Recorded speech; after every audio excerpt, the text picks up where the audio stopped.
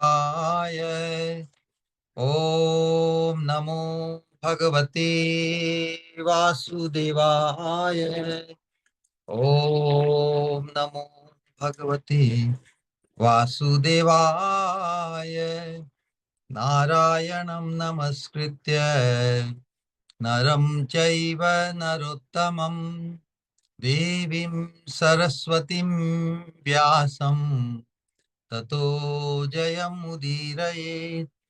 नष्टप्रायेषु अभद्रेषु नित्यं भागवत सेवया भगवती उत्तम श्लोके भक्तिर्भवती नैष्ठिकी। परम धर्म जो भागवत धर्म कहलाता है उसके अनुशीलन रूप इस दिव्य कार्यक्रम में आप सभी का स्वागत है। हम परम धर्म का निरूपण करने वाला जो अन्यतम ग्रंथ है श्रीमद् भागवतम, जिसमें कृष्ण प्रेम को ही परम पुरुषार्थ रूप में निरूपित किया गया है, उसी कृष्ण प्रेम के परमतम सोपान जिसकी आख्या है श्री राधा दास्यम, उस राधा दास्यम सोपान पर पहुंचाने के मनोभिष्ट को लेकर भगवान श्री चैतन्य महाप्रभु अवतीर्ण हुए। हम उन्हीं के युग के परम सौभाग्यशाली साधक हैं। और चैतन्य महाप्रभु ने उस कृष्ण प्रेम के परमतम सोपान, अर्थात जिस सोपान पर प्रतिष्ठित होकर हम भगवान के माधुर्य का अधिकतम आस्वादन, रसास्वादन, अर्थात जिस सोपान पर प्रतिष्ठित होकर हम परम सुख, परम आनंद का अनुभव कर सकते हैं। अब चूंकि भगवान जब महावदान्यता की आख्या को प्राप्त हुए, महावदान्य अर्थात महाप्रभु सर्वश्रेष्ठ सौभाग्य को, अधिकतम सौभाग्य को जीव जगत के लिए जो अनंत काल से वितरित नहीं हुआ, उस परमतम सौभाग्य को निम्नतम कलयुगी जीवों के लिए उपलब्ध कराया है। और इसी मनोभिष्ट को लेकर वे आए हैं। वास्तव में कलयुग के जीवों का और कोई आधार नहीं, क्योंकि जो विकट परिस्थितियों के वशीभूत व्यक्ति हार जाता है, किसी प्रकार की साधना, किसी प्रकार की योग्यता के आश्रित होकर वो अधिक नहीं आगे बढ़ सकता। मनुष्य की परिस्थितियां उसे हरा देती। उस अवस्था में भी भगवान के नाम का आश्रय, हारी को हरि नाम, तो हार जाना बड़ा सहज है इस कलयुग में। इसलिए महाप्रभु ने जो हार कर शरणागति को स्वीकार करना बहुत सहज हो जाता है ना, हारा हुआ व्यक्ति, उसे किसी भी वस्तु में उसका सहज विश्वास हो जाएगा। यही विशेषता उसकी।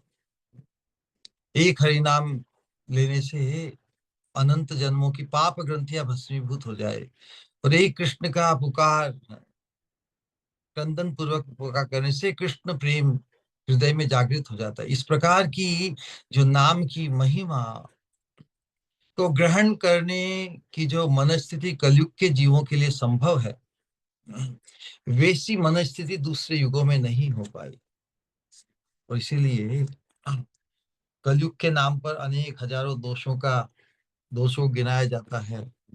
अनेक दोष है, लेकिन कलयुग का एक जो महान गुण है, महान गुण यही, और हमारे इस कलयुग में कि इसमें भगवान श्री चैतन्य महाप्रभु का अवतरण हुआ। धन्य कलयुगे श्री चैतन्य अवतार। तो चैतन्य महाप्रभु के अवतार की और उनकी जो महावदान्यता को दृष्टि में रखते हुए ही ये वर्तमान जो अनुशीलन हम श्री प्रबोधानंद सरस्वती द्वारा राधा रस सुधा निधि, जिसमें उस कृष्ण प्रेम के परमतम सोपान पर पहुंचने के लिए सभी पहलुओं को, सभी रहस्यों को,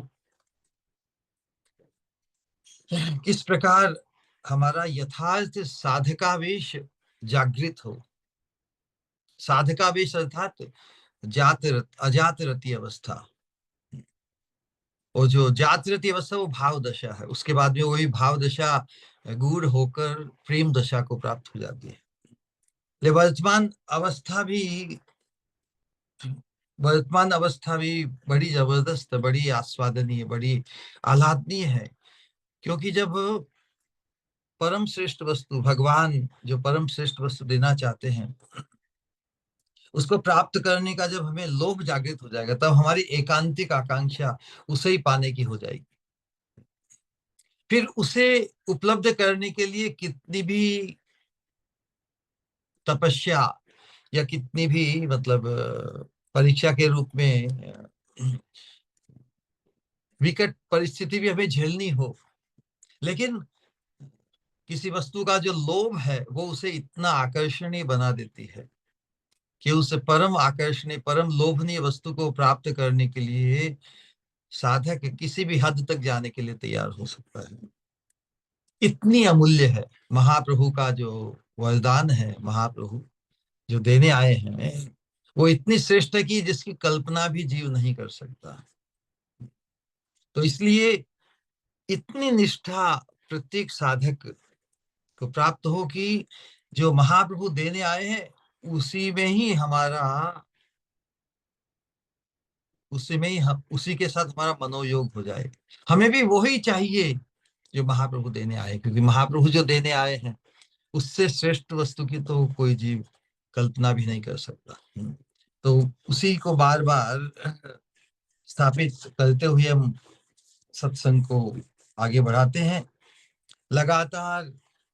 प्रबोधानंद सरस्वती वो तो पार्षद है भगवान के, लेकिन साधकावेश को जब जब स्फूर्ति में विराम आता है, साधकावेश को प्रस्तुत करते हैं, कातर और दैन्य भाव को प्रकट करते हुए राधा रानी की और कृपा को आकृष्ट करते हैं, और कृपा रूप में जो उन्हें फिर स्फूर्ति की प्राप्ति होती है, उसमें उसी चिन्मय लीला का कंटिन्यूशन निकुंज लीला में श्री राधा कृष्ण युगल की जो अंतरंग विलास है, विलास के दरमियान और उपरांत या उसके पहले जो भी समय स्थान उचित सेवा है, उस सेवा परिपाटी का अहो भाग्य किंकरी को प्राप्त होता है। विशेष रूप से लगातार ये किंकरी सभी प्रकार से अपने पूर्ण मनोरथ को प्राप्त हुई है। पूर्ण मनोरथ करने का तात्पर्य यह है कि जब किंकरी की सेवा की इतनी उपयुक्तता कि श्याम सुंदर भी उस सेवा को संपादित करने में असमर्थ थे। उस समय श्याम सुंदर से अधिक महत्व किंकरी जब स्वामिनी जब अपनी किंकरी को देती है, उस अवस्था में किंकरी अपनी स्वामिनी से सेवा को लाभ करके अपने आप को परम पूर्ण मनोरथा अनुभव करती है।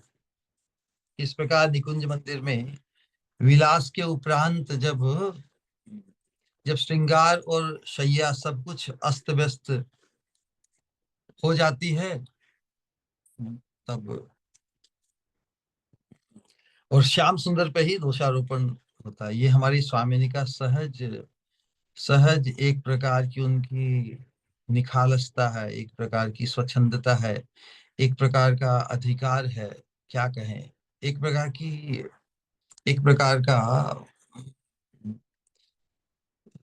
इतना इतना अधिकार है स्वामिनी का कि वो श्याम सुंदर पे का पे दोषारोपण कर सके। और श्याम सुंदर उस दोषारोपित अपनी प्रियतमा से दोषारोपित होकर परम सुख का अनुभव करते हैं। इसलिए स्वामी जी तो जो कुछ भी करती है अपेरेंटली जैसा भी प्रतीत हो, लेकिन इन रियलिटी वो श्याम सुंदर का आनंद वर्धक ही होता है।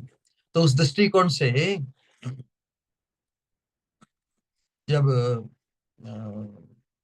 जब विलास के उपरांत है ना,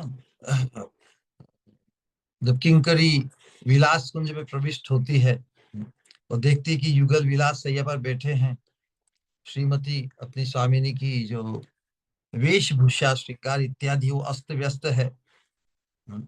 लेकिन उस अवस्था में भी स्वामिनी स्वामिनी परम परम फोकस में है ना, शी इज हाईलाइटेड। उस अवस्था में भी स्वामिनी का सौंदर्य इतना माधुर्य इतना बढ़ा हुआ है कि श्याम सुंदर उसे देखकर बहुत सुख का अनुभव कर रही है। लेकिन तो इस प्रकार उस अवस्था में युगल को देखकर, है ना, सभी श्रृंगार अस्त व्यस्त है और अनेक प्रकार का वर्णन, विशेष से कृष्ण भावनामृत महाकाव्य में तो इस हद तक वर्णन किया है, हम उसकी कल्पना भी केवल आनंद मग्न होकर कर सकते हैं, है ना। जो श्रृंगार है, जो ऊपरी श्रृंगार की अपेक्षा जो राधा श्याम सुंदर ने परस्पर के साथ जो रति युद्ध में एक दूसरे के श्री अंगों पर जो अनेक प्रकार के निशान नख से, दांत से इत्यादि जो किए हैं, उनसे विभूषित उनके जो चिन्मय देह है वो अधिक शोभायमान प्रतीत होता है, ऐसा वर्णन वहां पे किया। तो यहाँ पर भी जो उनकी रूप माधुरी श्री अंगों की, ऊपर की जो श्रृंगार आभूषण वो तो बिखरे बिखरे हुए हैं, सब कुछ अस्त व्यस्त अवस्था में भी उनका जो नैसर्गिक सौंदर्य है वो इतना झलक रहा है। और उस नैसर्गिक सौंदर्य में युगल को देख के किंकरी बस उन उस आनंद सागर में तैरती जा रही है ना।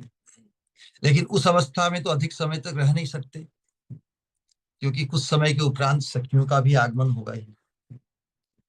तो श्रीमती अपने सुंदर को कहती है कि हे सुंदर, शीघ्र मेरी वेश रचना कर दो, है ना। तो श्याम सुंदर बड़े बड़े आनंद पूर्वक उस मीरा को उठाते हैं, लेकिन उनकी अवस्था कैसी है उसका दिग्दर्शन पिछले श्लोक में हमने किया था।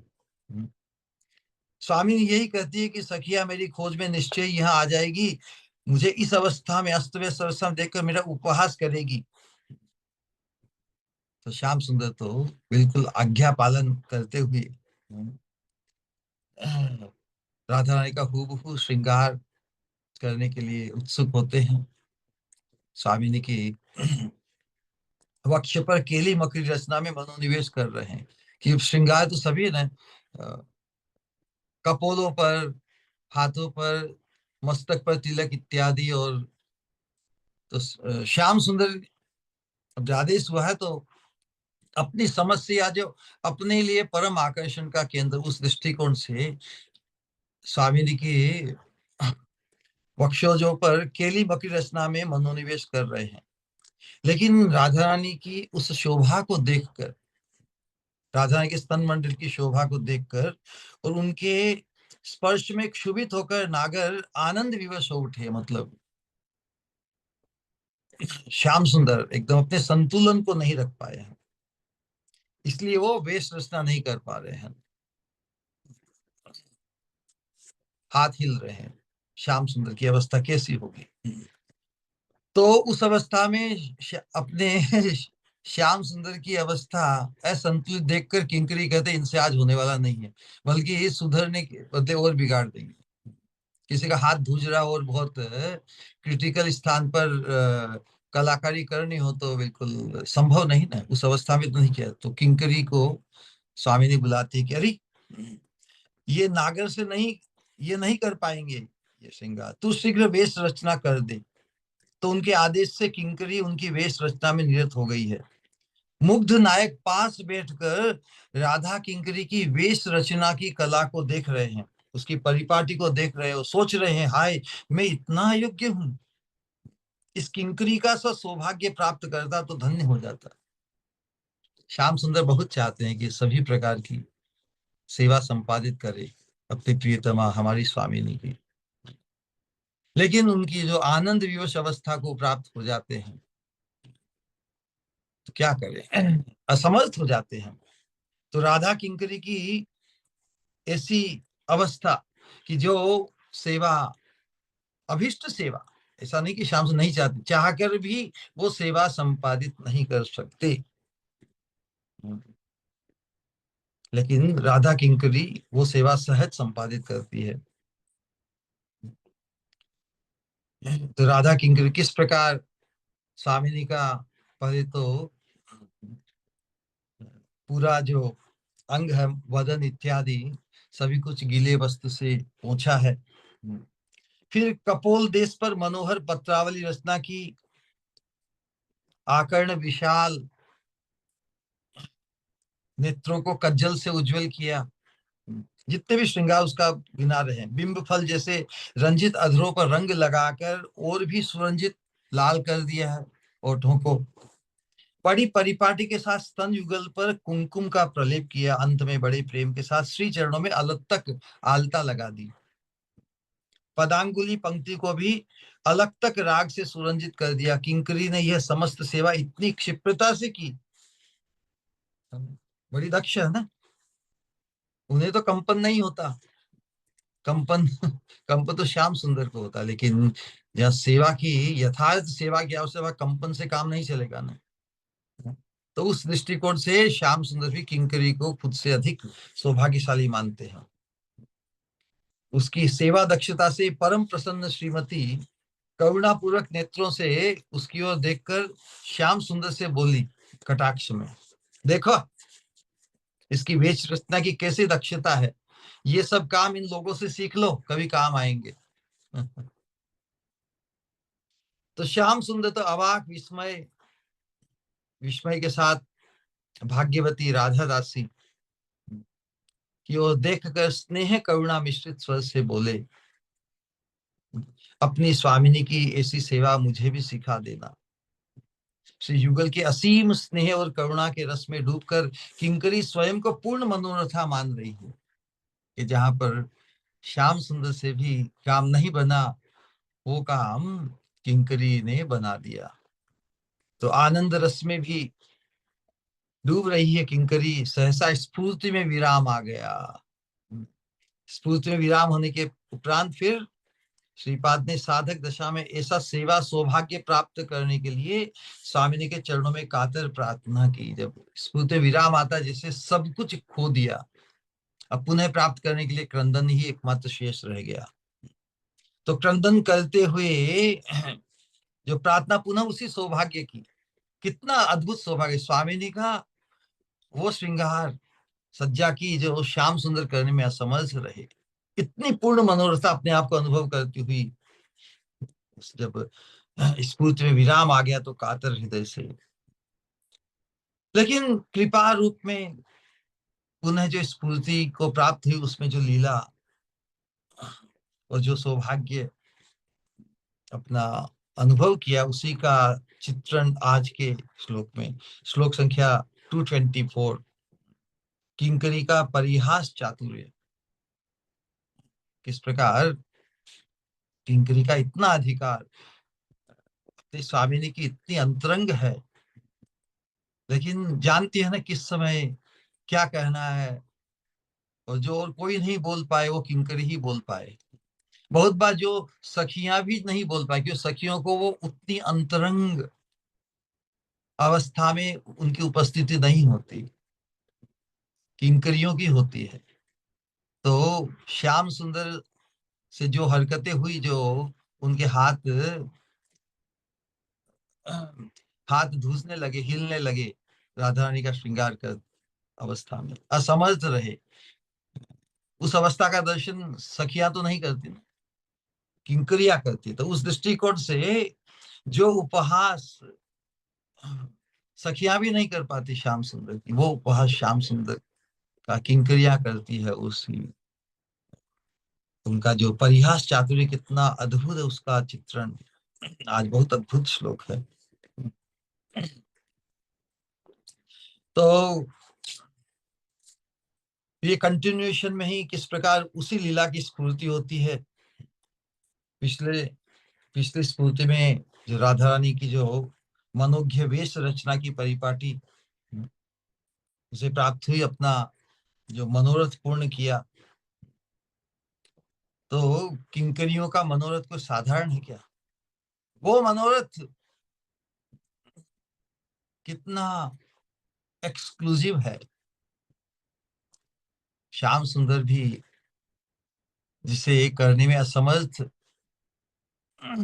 अनुभव करते, असमर्थ होते हैं, उस सेवा को ये परम दक्षता के साथ संपादित करती है। तो ये जो मनोरथ की अभिलाषा, ये कोई साधारण है क्या? बहुत बहुत विशेष है। वास्तव में किंकरियां तो राधा रानी की सेवा की मूर्तियां ही हैं। साक्षात एम्बॉडीमेंट ऑफ राधा रानी सेवा। और सफर की स्फूर्ति है, राधा रानी के भाव की स्फूर्ति है। तो राधा रानी का अंतरंग भाव, अनुभूति, सब कुछ इन्हीं विदित है। इतनी अंतरंग है ये, है ना। तो उस अंतरंग सेवा को प्राप्त करके ही किंकरी जैसे मनोरथ पूर्ण, सफल मनोरथ अपने आप को अनुभव कर रही है।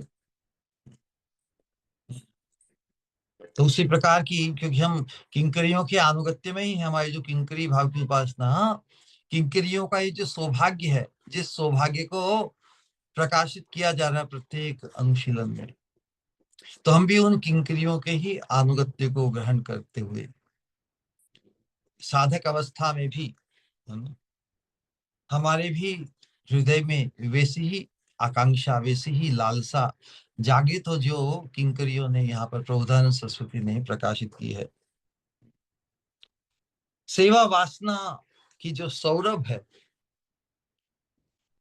सेवा वासना की सौरभ, उस सौरभ से ही हमारा चित्त सुवासित हो जाए, ऐसी ही इच्छा करनी चाहिए। प्रार्थना के अंतर्गत नरोत्तम दास ठाकुर जी ने इसी बात को प्रकट किया, जिसे उद्धृत यहाँ किया जा रहा है। वहां पे वो उन्होंने लिखा कि कबे है नौ दशा, कबे है न दशा हबे सखी संग पावो। सरल बंगाली एकदम। कबे मतलब कब, है ना मतलब होगी, है ना मतलब ये, कब, कबे है न दशा हबे सखी संग पावो, वृंदावने फूल गांथी दोहा के पराबो। वृंदावन में फूलों को गूंथ कर मैं दोनों के गले में पहनाऊंगी। सम्मुखे रहिया कबे चामर ढुलाबो, उनके सम्मुख करीब रहकर मैं उनको चामर से सेवा सेवा करूंगी। चामर ढुलाबो अगुरु चंदन गंध दोह अंगे दीबो, जो सुगंधित अगुरु चंदन गंध इत्यादि कस्तूरी जो भी है, मस्क, दोनों दोनों के अंग पर दूंगी। सखीर आज्ञाय कबे तांबुल जो गावो, सिंदूर तिलक कबे दोहा के परावो। सखियों से आज्ञा पाकर उनके, उन्हें तांबुल का आस्वाद, कभी तांबुल जोगाबो, उन्हें तांबुल, जोगाबा को मतलब ख्याल नहीं, जोगाबो मतलब उनको खिलाना ही होगा। सखीर आज्ञा कभी तांबुल जोगाबो, तांबुल लेके उन्हें दूंगी। सिंदूर तिलक कबे दोहा के परावो, सिंदूर, सिंदूर से तिलक है, दोनों को लगाऊंगी सिंदूर का तिलक। विलास कौतुक केली देखी वो नयने, जब उनकी नयनों में, उनके हाव भाव से, जब उनके हृदय की जो विलास कौतुक, विलास करने की इच्छा उनकी नयनों के चलन से जब मैं देखूंगी, तो चंद्रमुख निरखिब बस बसाए सिंहासने। विलास कौतुक केली देखी वो नयने, विलास कौतुक केली, नयनों से देखूंगी जो, ये मतलब विलास के दरमियान जो निकुंज मंदिर के रंध्रों से, छिद्रों से जो विलास कौतुक के लिए देखी वो नयने, चंद्रमुख निरखी वो बसाए सिंहासन। विलास के उपरांत उन्हें चंद्र से जो अच्छे रत्न जड़ित सिंहासन पर बैठा कर उनके चंद्रमुख का दर्शन करूंगी। कितना अद्भुत सौभाग्य है। विलास कौतुक केली देखी बो नयने, चंद्रमुख निरखिबो, निरखिबो मतलब देखूंगी। बसाए सिंहासने, सदा से माधुरी देखी मनिर लाल से, सदा से माधुरी देखी मनिर लाल से।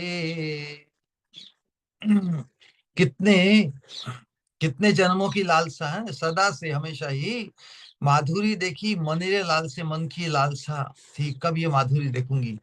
कत दिन हबे दया नरोत्तम दास, तो ये लालसा हमारी प्रार्थना बताएगी। कत दिन होबे, कब होगी, कितने, कत दिन मतलब कितने दिन में, हबे दया, ये कृपा मुझ पे होगी कि ये सौभाग्य, ये लालसा, ये आकांक्षा मेरी पूर्ण होगी। तो जितने भी लालसामय प्रार्थना है हमारे आचार्यों ने गाई है, भक्तिविनोद ठाकुर ने, नरोत्तम दास ठाकुर जी ने, और जो उद्गार इस लालसाओं का रूप गोस्वामी ने उत्कुलिका वल्लरी में, स्तवावली में, स्तवमाला में प्रभु रघुनाथ दास गोस्वामी ने, जिसके अंतर्गत ही विलाप पुष्पांजलि इत्यादि इसी मंजरी भाव की उपासना के जो उद्गार हैं, उनका अनुशीलन करने से हमारे ही सौभाग्य से हम परिचित होंगे, हमारी पोटेंशियल जो उपलब्धि है उससे हम परिचित होंगे। तो इसलिए चैतन्य महाप्रभु के जो अनुगत है, चैतन्य महाप्रभु की जो परंपरा में है, जो हम गौड़ीय वैष्णवों का जो जीवन है, इन्हीं आकांक्षाओं से भरा है। ये कब मेरा कबे कबे कबे होबे, कब ये सौभाग्य मुझे प्राप्त हो, कब ये सौभाग्य मुझे प्राप्त होगा। तो इस सौभाग्य की ही रट, वो इसी की ही व्यग्रता पूर्वक, खूब लोभ लोभ पूर्वक इसको, इस लालसा को व्यक्त करना है। और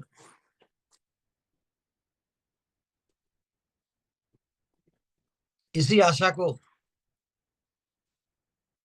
इसी आशा आकांक्षा को हृदय में संजोकर और पुष्ट करते हुए जीवन यापन करना है। और इसी आशा को लिए यदि हमें मृत्यु भी प्राप्त हो जाए तो क्या किसमें खेद है। वास्तव में कंपेरेटिवली या कॉन्ट्रास्ट की दृष्टि से इस बात को समझना है कि जिस उच्चतम सोपान की ओर बढ़ने का बीजारोपण भी हमारा अनंत जन्मों में साधक बनकर भी नहीं हो पाया, क्योंकि ये महाप्रभु की जो ये महावदान्यता है, महाप्रभु का ये जो वरदान है, राधा दास्यम रूप, ये कितना अनूठा है, कितना दुर्लभ, अनंत काल से जो वितरित नहीं किया गया। जब वितरित नहीं किया तो हम आज तक उसे प्राप्त नहीं हो सके। जिस उच्चतम सोपान पर हम वर्तमान में बढ़ने का प्रयास कर रहे हैं, उसका तो बीजारोपण भी पूर्व अनंत जन्मों में नहीं हुआ ना, साधक अवस्था में आकर भी नहीं हो पाया। सही बात है। उस दृष्टिकोण से हम वर्तमान जो सौभाग्य हमारे जीवन में प्रकट हुआ है सत्संग के माध्यम से, उसको हम, उसके द्वारा हम फैसिनेशन होना चाहिए, उसके द्वारा में चमत्कृत रहना चाहिए कि इस जीवन में, इस वर्तमान जीवन में हमें क्या दिया जा रहा है। तो उसकी उपलब्धि के लिए यदि कुछ जन्मों की साधना और भी करनी पड़े तो उससे हमें विचलित नहीं होना चाहिए, नहीं होना चाहिए ना। बीजारोपण तो हो गया इस जीवन में, अब बीजारोपण हो गया तो फल की भी प्राप्ति होगी। और वास्तव में दैन्य के कारण साधक को ये सोचना चाहिए, रे इतनी बड़ी दुर्लभ सौभाग्य है, इसी जन्म में, इसी जन्म में मुझे प्राप्त होगी, लेकिन हमें चाहिए वही, हमारी एकांतिक आकांक्षा उसी चीज की होगी, तो उसी को ही हम लक्ष्य करेंगे। We will not compromise with anything else, उसके साथ और किसी भी पद प्रतिष्ठा आकर्षण से हम डिविएट नहीं होंगे, है ना? हमारे लिए कोई डिस्ट्रैक्शन अब संभव नहीं, ऐसी निष्ठा होनी चाहिए साधक की। क्योंकि वास्तव में इतना जो परम लोभनीय वस्तु है, उसकी प्राप्ति से ही उसका समाधान है। ऐसा नहीं कि परम लोभनीय वस्तु के बदले हम और किसी चीज से समझौता कर लेंगे। वैसे सिद्धांत की दृष्टि से कभी कभी विचार आता है कि भाई जब हमें शुद्ध भक्ति मार्ग में आए गए हैं, भले हम साधक अवस्था में हो, भाव अवस्था में हो, चाहे प्रेम अवस्था में हो, सभी शुद्ध भक्त कहलाते ना। पोटेंशियली हम सभी राधा दास्यम रूपी वरदान अहोभाग्य को पाने वाले हैं, लेकिन फिर भी अपक्व, पक्व और परिपक्व अवस्था को प्राप्त करने के लिए एक जीवन पर्याप्त न भी हो, भले ही हम शुद्ध भक्ति मार्ग पर हैं। चैतन्य महाप्रभु ने शिष्टाष्टकम में जो इच्छा भी व्यक्त की कि हे जगदीश, मेरी एकमात्र प्रार्थना यही कि आप में जन्म जन्म में मेरी अहेतु की भक्ति बने। तो ये जो राधा दास्यम का जो आकर्षण है, जो लोभ है, जो आकांक्षा है, भले इस जीवन के उपरांत हमें नहीं भी प्राप्त हो, फिर भी यही आकांक्षा बनी रहे, राधा दास्यम के अतिरिक्त और किसी भी चीज, किसी भी पद, परमार्थ के किसी भी लोक या धाम के साथ हम इसको कॉम्प्रोमाइज नहीं करेंगे। हमें तो अब वो ही चाहिए, राधा रानी के कैंकेत को ही हमें चाहिए। उसके लिए हमें वैकुंठ की भी कोई गति देना चाहे, साकेत धाम की देना चाहे, या कोई और लोक में ले जाना चाहे, किसी और सौंदर्य माधुर्य ऐश्वर्य से हमें प्रलोभित करना चाहे, हम प्रलोभित नहीं होंगे। ये इतना दुर्लभ है, इस कॉन्ट्रास्ट को हम समझ के रहेंगे तो ही इस सत्संग का परम लाभ ले सकेंगे। अदरवाइज तो अभावग्रस्त अवस्था अनंत जन्मों से हमारी, तो उन जिन अभावों के प्रति हमारा आकर्षण है उसकी पूर्ति रूप कुछ प्रलोभन निधि में दिया जाए तो हम इस श्रेष्ठ वस्तु को प्राप्त होने से वंचित हो जाएंगे या भटक जाएंगे। तो वर्तमान समय में इस अनुशीलन के माध्यम से जिस अति अमूल्य वस्तु से हमारा परिचय परिचय कराया गया है, राधा दास्यम, राधा के अंकित्व से, उसके साथ हम, उसके लिए हम किसी भी चीज से आकृष्ट नहीं होंगे। वास्तव में शुद्ध भक्ति के मार्ग पे आने पर फिर कर्म दोष तो नहीं रहता ना, कर्म दोष नहीं रहता। शुद्ध भक्ति मार्ग पर आने पर यदि और जन्म भी लेना पड़े तो कर्म कर्म दोष के वशीभूत जन्म नहीं होता। ये भगवान की इच्छा से ही भक्ति भाव को पुष्ट करने के लिए होता है। क्योंकि वैसे आपात देखा जाए जन्म लेना बड़ा कष्टकारी है ना, जन्म मरण। लेकिन जिस प्रकार श्रील प्रभुपाद जी को उदाहरण देते हैं कि कोई भी जैसे भयंकर अवस्था अपेरेंटली एक जैसी भी हो, लेकिन एक बड़ी सुखदाई है, बिल्कुल निश्चिंत है, और एक मृत्यु के भयकारी है। जिस प्रकार बिल्ली जब चूहे को अपने मुख में ले जाती है तब वो चूहे के लिए बड़ा भयंकारी है ना।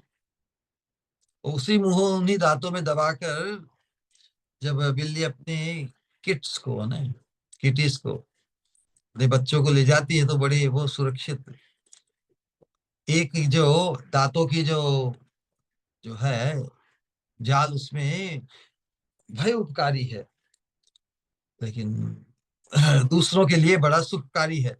तो उसी प्रकार ही जो जन्म मृत्यु का जो चक्र, जो बंधन कर्म के वशीभूत, बड़ा ही भयंकारी और दुखदाई है। लेकिन जो शुद्ध भक्ति मार्ग पर आरूढ़ हो जाता है उसके लिए यदि पुनः जन्म भी भगवान की इच्छा से या किसी भी भक्ति को पुष्ट करने के लिए ही, उसे परिपक्व बनाने के लिए कुछ और योनि, कुछ और जन्म ग्रहण भी करना पड़े, तो उसमें कोई विरोध नहीं होता भक्त का। ऐसा नहीं है कि शुद्ध भक्त होने के बाद में बार बार जन्म आदि कष्ट भोग करना, मतलब उसका जन्म कष्टकारी नहीं होता। महाप्रभु ने यही शिक्षा जो बताई है, भगवान कहते हैं कि प्रभु कहे वैष्णव देह प्राकृत कभू नहीं। जो एक बार वैष्णव धर्म में प्रतिष्ठित हो जाता है उसका फिर देह, उसका कुछ भी उससे संबंधित वस्तु प्राकृत नहीं रहती। अप्राकृत देह भक्ति चिदानंदमय, उसका देह अप्राकृत हो जाता है चिदानंद में, क्योंकि उसकी चेतना, हमारा परिचय हमारी चेतना से है ना। तो शुद्ध भक्ति के पथ पर जो आरूढ़ हो जाता है उसकी चेतना चिन्मय हो जाती है। इसलिए उसके कर्मणा मनसा वाचा सब कुछ भगवान के प्रति समर्पण समर्पण में होती है। और जो समर्पित वस्तु होती है वो चिन्मय हो जाती है। जैसे कोई भी भोग वस्तु, संसार के पदार्थ जब भगवान के समर्पित हो जाए, अर्पित होती है, तो वो चिन्मयता को प्राप्त कर लेती है। उसी प्रकार वैष्णव का देह, अर्थात जो शरणागति के मार्ग को अंगीकार कर लेता है, उसका पूरा अस्तित्व चिन्मय हो जाता है। तो यही कि अप्राकृत देह भक्तिर चिदानंदमय, और दीक्षा काले भक्त करे आत्मसमर्पण, सेई काले कृष्ण तारे करे आत्मसम। जब सदगुरु चरणाश्रित, जब अपने आप को शरणागत करता है साधक, तो भगवान उसे उनके माध्यम से अपना स्वीकार कर लेते हैं। सेई काले कृष्ण तारे करे आत्मसम, अपने योग्य, आत्मसम मतलब अपने स्तर पर ग्रहण करने के लिए, अपने पार्षद रूप में, अपने संगी के रूप में उन्हें स्वीकार कर लेते हैं। से देह तार करे चिदानंदमय, है ना। अप्राकृत देह तार चरण भजाए, और अप्राकृत देह को इवेंचुअली प्राप्त करके, तो अप्राकृत चेतना को पहले अर्जित करता है साधक देह में। अप्राकृतिक चेतना से, चेतना के कारण ही उसका जो है पंच भौतिक देह, ये भी चिन्मयता को प्राप्त कर लेता है ना। क्योंकि केवल देह तो केवल इंस्ट्रूमेंट रह जाता है ना, जो कर्तृत्व चेतना से हो जाता है। इसे भगवान कहते हैं कि प्रकृति क्रियमाणानि गुणै कर्माणि सहर्ष सहस, प्रकृति क्रियमाणानि गुणै कर्माणि सर्वश अहंकार विमूढ़ात्मा कर्तारम इति मन्यते। तो बद्ध जीव की अवस्था यही है। बद्ध जीव अपनी आइडेंटिटी, अपने स्वरूप से च्युत होने के कारण इस देह रूपी आइडेंटिफिकेशन को ही कर्ता मानता है। देह का कर्तृत्व नहीं है, चेतना का कर्तृत्व है। तो चेतना से, जब चेतना पवित्र हो जाती है साधक की, तो फिर उसका जो शुद्ध कर्तृत्व है, आत्मा का जो शुद्ध कर्तृत्व है, कृष्ण सेवा, युगल सेवा, राधा दास्यम रूपी सेवा, वो शुद्ध कर्तृत्व जागृत हो जाता है। शुद्ध कर्तृत्व जब जागृत हो जाता है साधक देह में रहते रहते ही, तभी वो फिर चिन्मय देह की उसे प्राप्ति होती है। सही देह तारे करे चिदानंदमय, अप्राकृत देह तारे चरण भजय। तो वास्तव में देह उसका अप्राकृत हो जाता है, इसका क्या तात्पर्य है? क्योंकि जब जो प्रारब्ध कर्म होते हैं, प्रारब्ध के कारण ही तो ये पंचभौतिक देह प्राप्त होता है, जिसकी जन्म मृत्यु आदि होती है। अप्रारब्ध कर्मों का क्षय होना, देह के अप्राकृत होने का अर्थ क्या है? कि जो जन्म मृत्यु का कारण है, जन्म मृत्यु को देने वाले आरंभक जो प्रारब्ध कर्म और अप्रारब्ध दोनों ही समाप्त हो जाते हैं ना। तो कहे कि अप्राकृत चिदानंदमय देह लाभ करने पर भी प्रारब्ध कर्म फलों के अनुसार जन्म मरण आदि होगा,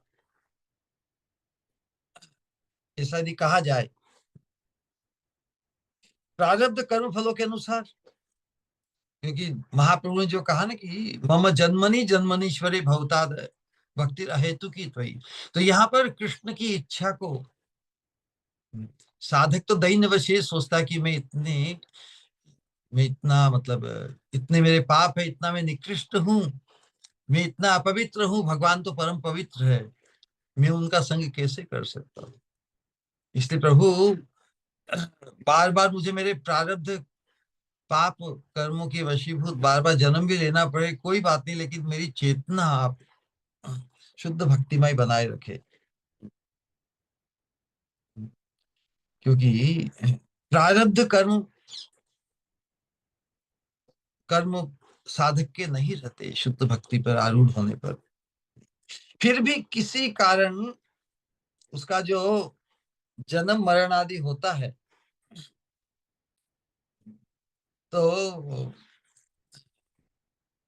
इन जो जो सहज दृष्टि से यही है कि जब प्रारब्ध ही नहीं बचा, तो फिर जन्म की कहाँ आवश्यकता। जन्म फिर कृष्ण द्वारा संचालित होकर जो जन्म होता है, वो कर्म के वशीभूत जो दुखदाई कर्म होता है, दुखदाई जन्म होता है, वैसा नहीं होता, परंतु सहज होता है किसी विशेष उद्देश्य से।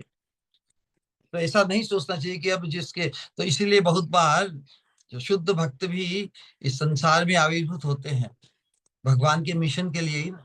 इस प्रकार महत्पुरुष, महत् पुरुषों का जो आविर्भाव है, जैसे श्रील प्रभुपाद जी अपने गुरुदेव प्रभुदास भक्ति सिद्धांत सरस्वती ठाकुर के बारे में कहते, मेरे गुरुदेव तो वैकुंठ से आए हैं, he is a Vaikuntha man. तो वैकुंठ का कार्य करने के लिए ही इस संसार में जब भगवान के की आज्ञा और भगवान के कार्य को पूर्ण करने के लिए जब प्रकट होते हैं, जन्म लेते हैं, तो उनका जन्म बड़ा ही स्पेशल होता है। वो प्रारब्ध वशीभूत नहीं होता है ना। प्रारब्ध कर्म फलों के अनुसार यदि जन्म मरणादि होता है, तो फिर तो जिनके प्रारब्ध जड़ मूल से समाप्त हो गए उसमें, और जो प्रारब्ध के कारण जो जन्म लेता है उसमें क्या फर्क रहा। तो इस भेद को समझना है। शुद्ध भक्त या शुद्ध भक्ति पर आरूढ़ साधक जब पुनर्जन्म लेता है, वो भगवान के द्वारा संचालित, भगवान की इच्छा से साधारण जैसे जन्म होता है वैसे ही जन्म लेकर आते हैं, लेकिन उनका कार्य प्रारंभ से ही भगवान के उद्देश्य को पूर्ण करने के लिए होता है।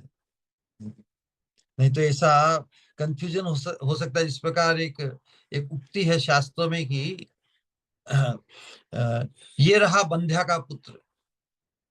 बंध्या मतलब जो संतान को पैदा नहीं कर सकती वैसी स्त्री ना। लेकिन बहुत बार होता है ना कि जिनके संतान नहीं होती उनको दत्तक पुत्र तो प्राप्त होता है, दत्तक संतान प्राप्त हो सकती है। तो उसी प्रकार इसमें कोई अचंभे की बात नहीं कि जो जनरल प्रिंसिपल है कि प्रारब्ध रहा ही नहीं शुद्ध भक्ति के मार्ग पर आने पर, तो फिर पुनर्जन्म की कहाँ आवश्यकता। लेकिन पुनर्जन्म ले भी सकता है भगवान की इच्छा से, उसमें कोई ऐतराज नहीं करता साधक। वर्तमान बद्ध सोचता है कि मुझे भगवान अब एक भी जन्म नहीं चाहिए, जन्म मृत्यु के चक्र से मुझे छुड़ा दो। लेकिन जो शरणागत हो जाता है उसकी फिर इच्छा अपनी स्वतंत्र नहीं होती। शरणागत की इच्छा कि भगवान आप मुझे आप मुझे जिस प्रकार जहां भी किसी योनि में बार बार रखो, हजारों योनि में, बस आपकी भक्ति भाव बना रहे, यही एकमात्र इच्छा। फिर भी हृदय की आकांक्षा ये होती है कि साक्षात संग और सानिध्य को प्राप्त करके उनकी साक्षात सेवा की इच्छा करे। जो प्रहलाद महाराज को उपलब्ध नहीं कोई, नरसिंह भगवान जाने लगे और कहा कि नहीं, तुम्हें भी बहुत काम करना है जीवों के उद्धार का। फिर भी उस सेवा में आविष्ट नहीं हुए प्रभु प्रहलाद महाराज। उनकी आकांक्षा है कि हे प्रभु, कब आप मुझे अपनी साक्षात सेवा में बुलाएंगे। तो भगवान की इच्छा से यदि बार बार जन्म भी मिलता तो प्रारब्ध के कारण नहीं, है ना। इसलिए भक्त का जन्म मरण होने पर भी वह भगवान की इच्छा अनुसार ही होता है, तो इसमें कोई दोष नहीं, कर्म फल अनुसार नहीं होता। यही वैष्णव सिद्धांत, इस वैष्णव सिद्धांत को सहज समझकर, अच्छी तरह समझकर हमें हमारी जो आगामी जीवन जो भी हमारा होगा उसके लिए हमें इतना चिंतित या दुखित होने की जरूरत नहीं है। क्योंकि जब तक प्रेम सिद्धि नहीं होती तो देह पतन के बाद में भी देह ग्रहण करना पड़े, क्योंकि प्रेम के स्तर पर हमें आना है ना। तो इस जीवन में भी प्रेम के स्तर पर कोई आ जाता है तो फिर उसके लिए संसार बिल्कुल संसार उसके लिए बिल्कुल अनुपयुक्त, अननेसेसरी हो जाता है। लेकिन प्रेम सिद्धि अवस्था को प्राप्त करने के लिए, साधक के भजन को बढ़ाने के लिए, क्योंकि इस देह के बिना ये हमारा जो शरीर है, मनुष्य शरीर, यही साधक भजन के लिए बड़ा उपयुक्त है। और देह के बिना भजन संभव नहीं होता, है ना। तो फिर कोई भाव के अंकुर जागृति अवस्था को पाकर भी भाव और प्रेम की सिद्धि के लिए, प्रेम की पुष्टि के लिए कुछ एक जन्म और भी यदि लेने पड़े तो उसमें इतनी हमें चिंता नहीं करनी चाहिए। भगवान भी साधक की भजन रस माधुरी का आस्वादन कराने के लिए दो एक जन्म दे ही देते हैं। इसलिए कर्मों के फल से बंधे जीव जिस प्रकार देह धारण और देह त्याग करने में जो असहनीय दुख भोग करते हैं, भक्त का जन्म जन्म मरण उस प्रकार दुखपूर्ण नहीं होता, बस इतना ही। किंतु अनायास ही लब्ध होता है, अनायास ही लब्ध होता है। क्योंकि सिद्धांत तो जो हकीकत उसमें हमें उसको अच्छी तरह से समझना है। सिद्धांत यही है कि न कर्म बंधनम जन्म वैष्णवानाम से विद्यते। पद्म पुराण में सिद्धांत है कि न कर्म बंधनम जन्म वैष्णवानाम से विद्यते, अर्थात वैष्णव का कर्म बंधन जनित जन्म नहीं होता। ठीक है, तो फिर जन्म क्यों होता है एक साथ? एक तरफ तो कहते कि वैष्णव का कर्म बंधन जनित जन्म नहीं होता है, तो इसमें रहस्य यही है, उस प्रेम सिद्धि अवस्था को प्राप्त करने के लिए, कराने के लिए, यदि वैष्णव ऐसा ही मान ले कि भाई मैं तो पूर्ण भगवत कृपा को प्राप्त हो गया, प्रेम दशा के पहले ये अवस्था किसी में ऐसी ऐसा आवेश आ सकता है कि मुझे सब कुछ मिल गया, मैंने बहुत भजन किया, मैंने तो बहुत भजन किया और मैं तो अब पूर्ण कृपा को प्राप्त कर लिया, मुझे अब किसी चीज मतलब एक प्रकार की तृप्ति, एक प्रकार का सेटिस्फेक्शन आ गया ना, तो वो घातक है। इस इससे वंचित करने के लिए, ऐसी अवस्था नहीं हो साधक की, इसलिए भगवान क्या करते हैं? तो इसमें रहस्य यही है कि भगवान भक्त को इस बारे में कुछ भी पता नहीं चलने देते। उसे तो ऐसा ही लगता है कि अभी तो मेरे बहुत कर्म दोष बाकी है, अभी मुझे बहुत शुद्ध होने में अभी बहुत समय बाकी है। यदि वो अपने आप को पूर्ण पवित्र और पूर्ण शुद्ध मान ले तो फिर दैन्य की हानि होगी ना। और जब दैन्य की हानि हो जाती है तब वो पुकार नहीं सकता भगवान को, क्रंदन नहीं कर सकता, डेस्परेशन जो व्यग्रता उसके जीवन में नहीं आती। तो इसलिए भगवान उस रहस्य को उससे बचा के ही रखते हैं और भक्त में ऐसा दैन्य भाव प्रकाशित कर देते हैं जिससे वो यही सोचता है कि अभी मुझे बहुत भजन करना है, अभी मैं तो बहुत पीछे हूँ, मैं बहुत वंचित हूँ, अभी मेरे बहुत दोष है, कर्म है इत्यादि। तो सोचता है कि मेरे पाप कर्मों के कारण ही मुझे भी बहुत जन्म लेने होंगे। इस प्रकार का समाधान, इस प्रकार की एक प्रकार का एक प्रकार की निष्ठा उसके हृदय में जागृत हो जाती है, क्योंकि जो प्राप्त वस्तु होने वाली है वो अति दुर्लभ है ना, अति श्रेष्ठ है। राधा रानी के चरणों का कैंकर्यत्व इतना अंतरंग, उनके चरणारविंद की सेवा, बेवर्तमान अपवित्र अवस्था में इतनी वासना, इतनी कामनाओं, इतनी देह के, मन के, बुद्धि के दोषों को देखकर सोचता रहे मैं कहाँ और कहाँ भगवान परम पवित्र। हे भगवान, मुझे परम पवित्र होने के लिए मुझे मालूम है मुझे वो जन्म लेने होंगे। तो इस दैन्य के कारण भगवान की अल्टीमेट कृपा आकृष्ट होकर इसी जन्म में उसको पूर्णता ला देती है ना। तो इसी बात को समझता है। तो इसीलिए महान महान भक्तों के जीवन में भी हम ये सोचते हैं, वे मन में ऐसा ही सोचते हैं कि उनका कर्म बंधन जनित जन्म मरण आदि अनिवार्य है। शुद्ध भक्त ही ऐसा सोचता है कि मेरे भी कर्म बहुत दोष बाकी रह गए। लेकिन जो शुद्ध भक्त नहीं बना, वो थोड़े से वो थोथा चना बाजे घराने थोड़ी भक्ति हुई और सोचता है कि मैं तो बहुत भक्ति कर ली। अरे बहुत भक्ति कर ली पास्ट टेंस में, भक्ति तो नित्य विलास है आत्मा का, नित्य श्वासोश्वास है, बहुत कर ली, ऐसा ऐसा आवेश न हो। इसके लिए शुद्ध भक्त ही हमारे लिए आदर्श है। तो वही इस बात को जनाते हैं कि अभी मेरा कर्म बंधन जनित जन्म मरण आदि अनिवार्य है। इसीलिए प्रहलाद महाराज ने भी प्रार्थना की है कि नाथ जन्म सहस्रेषु येषु येषु भवामि अहम, तेषु तेषु अच्युता भक्तिर अच्युतास्ति सदा त्वयि।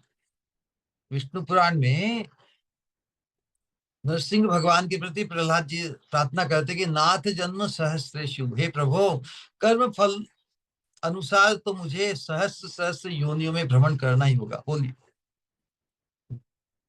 भगवान को, भगवान के प्रति कितना दैन्य प्रकाशित कर रहे हैं प्रहलाद महाराज। साक्षात नरसिंह भगवान के दर्शन प्राप्त करके भी इस प्रकार की स्तुति कर रहे हैं कि प्रभु मेरे कर्म दोषों के कारण मुझे सहस्त्र सहस्त्र योनियों में भ्रमण करना ही होगा, किंतु चाहे जिस योनि में मुझे जन्माइए हे अच्युत, सदैव आपके चरणों में, श्री चरणों में मेरी अटल भक्ति बनी रहे।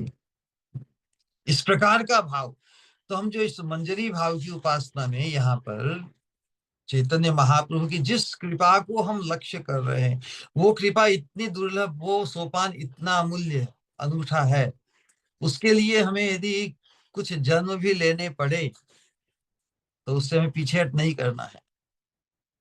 कोई कहे चलो अभी तुम्हें वैकुंठ गति दे देते हैं, साकेत धाम की गति दे देते हैं, नहीं नहीं नहीं, मुझे मेरी अवस्था पे छोड़ दो प्रभु, मुझे तो वही चाहिए जिसका लोभ आपने जगाया है, मुझे तो वही चाहिए जो महाप्रभु देने आए हैं, श्री राधा दास्यम। तो श्रीपाद ने किंकरी रूप में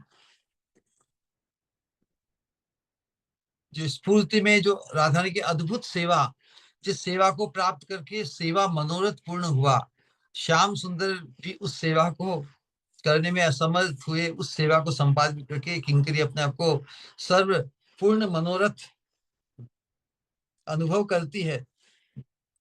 लेकिन जब स्फूर्ति में विराम आया तब रोने लगे। तो अभीष्ट देवी ने, अभीष्ट देवी यहाँ पर कौन, स्वामिनी है, हमारी अभीष्ट देवी कौन है, राधा रानी। तो अभीष्ट देवी ने उसी लीला के अवशेष अंश श्रीपाद की स्फूर्ति में प्रस्फुटित कराए हैं। तो किंकरी उसी कंटिन्यूएशन में पुनः क्या देखती है, किंकरी श्री राधा रानी की वेशभूषा समापन कर श्री युगल की बीजन सेवा करते हुए उनकी निरुपम रूप माधुरी का आस्वादन कर रही है। इसी समय ललिता विशाखा आदि सखियां हंसते हंसते कुंज में उसी सेवा का, उसी लीला का कंटिन्यूएशन, राधा रानी भी अपेक्षा कर रही है कि शीघ्र सखी आएगी, उसके पहले जो सेवा श्याम सुंदर को दी वो नहीं कर पाए, आनंद व्यवस्था के कारण किंकरी ने उसे संपादित करके अपने आप को पूर्ण मनोरथ माना, मनोरथ सिद्ध माना। और इसी समय ललिता विशाखारी सखियां हंसते हंसते कुंज में प्रवेश करती है। सखियों को कुंज में प्रवेश करते देखकर श्रीमती तुरंत संभ्रम, थोड़ा संकोच करने लगती है। स्वच्छंद किंकरी के सामने तो बिल्कुल निश्चिंत, श्याम सुंदरी वहां है एकदम पूरा, पूरे वशीभूत किए हुए है श्याम सुंदर को। लेकिन अपनी सखियों को देखकर तुरंत संभ्रम होने से अवगुंठन, घूंघट खींचकर श्याम सुंदर से थोड़ी दूर हटकर बैठ जाती है। विचित्र परिहास रस की तरंगे उठी, सखियां तो खिलखिला कर हंस रही है और कुछ हरकतें देखकर सोच रही है अच्छा। तो सखिया कहती है राधे, हम सब तुम्हें वन वन खोजती रही और तुम यहाँ गुप्त कुंज में आकर निश्चिंत होकर बैठी हो, मतलब हम तो तुम्हारी सहायक, सहायता करने के लिए तुम्हें पीछे पीछे, तो तुम देखो अलग इस एकांत में कुंज में, गुप्त कुंज में आकर निश्चिंत होकर बैठी है, परिहास कर रही है। इस लंपट राज के हाथों तुम्हारा कोई पराभव तो नहीं हुआ। राधा ने शांत जैसे एकदम संकुचित होकर संभ्रम पूर्वक बैठी है, कुछ बोलचाल नहीं रही है। तो क्या भाई इस लंपट राज श्याम सुंदर ने तुम्हें कुछ पराभूत तो नहीं कर दिया है, तुम्हें पराजित तो नहीं कर दिया, मैं तुम पर हावी तो नहीं हो गए ये। तो राधानी उनका ये प्रश्न सुनकर भी कोई उत्तर नहीं दे रही है। यह देखकर श्याम सुंदर को अवसर मिला उत्तर देने। श्याम सुंदर देखो कितनी चतुराई से उत्तर देते हैं। श्याम सुंदर उत्तर देते हैं कि देखो सखियों, तुम्हारी सखी श्री राधा आज अकेली इस अरण्य में आकर महादुर्दांत अनंग राज के भृंग कोकिल आदि सैनिकों के व्यू में पड़कर भृंग और कोकिल आदि सैनिक, किनके सैनिक है? अनंगराज। अनंगराज मतलब कामदेव। भंवरे जब भौराते हैं ना फूलों पर, तब जैसे वो अनंग ही नृत्य कर रहा है, तो फूल पर जब भंवरा मंडराता है ना, तो वही एक प्रकार का आतंक। लेकिन अनंगराज का आतंक जो विलास केली के दरमियान, रति केली के दरमियान प्रकाशित होता है, वो तो युगल का महा आह्लादकारी है। लेकिन जब राधा रानी को इस प्रकार बिल्कुल संकुचित अवस्था में देखकर किंकरी मतलब सखियां उपहास करती, क्योंकि सखियों को मालूम है, क्योंकि विलास माधुरी का आस्वादन होने के उपरांत, लेकिन राधा रानी को इस प्रकार की संकुचित अवस्था में देखकर परिहास करते हुए कह रही है। लेकिन राधा रानी जब उत्तर नहीं दे रही, तो जो हमारे राजकुमार है श्याम सुंदर, उन्हें कहते हैं सखियों को कि देखो सखियों, तुम्हारी सखी श्री राधा आज अकेली इस अरण्य में आकर महादुर्दांत अनंगराज, अनंगराज मतलब कामदेव के भृंग कोकिल आदि सैनिकों के व्यूह में पड़कर मदन के पंच बाण से जर्जरित और महा विपदग्रस्त हो गई थी। मैंने उन्हें दुरंत मदन राज के कंवल से बचाकर इस निरापद, निरापद से सुरक्षित कुंज में लाकर स्वस्थ किया है। श्याम सुंदर पूरी क्रेडिट तो खुद को देना चाहते हैं कि मैं तो इन्हें सुरक्षित किया है, ये तो फंस गई थी अनंगराज के चक्र में, आक्रांत से। अब अनंगराज वो खुद ही हैं, तो खुद ही इतनी बड़ी सफाई पेश कर रहे हैं। तो मैंने तो इतना उत्तम काम किया, फिर भी तुम मेरे द्वारा तुम्हारी सखी के पराभूत होने की आशंका कर रहे हो, आक्षेप कर रहे हो। थोड़ा सा विचार करो, ये तो उल्टा चोर कोतवाल को डांटे। तुम अपेक्षा आशंका कर रही हो कि मेरे द्वारा ये तुम्हारी सखी पराभूत हो गई है। वास्तव में मैंने तो इसकी रक्षा की है, अनंगराज के आतंक में फंस गई थी, उसकी रक्षा की है मैंने अनंगराज से। फिर तुम लोग मेरे हाथों ही इसके पराभव की आशंका करती हो। राधा रानी इस बात को सुनकर क्या अवस्था, क्या भंगिमा उन्होंने प्रकट की है। तो श्रीमती ने श्याम सुंदर की बात सुनकर लज्जा संकुचित नेत्रों से भ्रूधनु, अपनी भ्रकुटी को टेढ़ा करके विस्फारित कर एक ऐसा कटाक्ष क्षर, अपनी नयनों का कटाक्ष बाण क्षर निक्षेप किया, फेंका है, देखा है,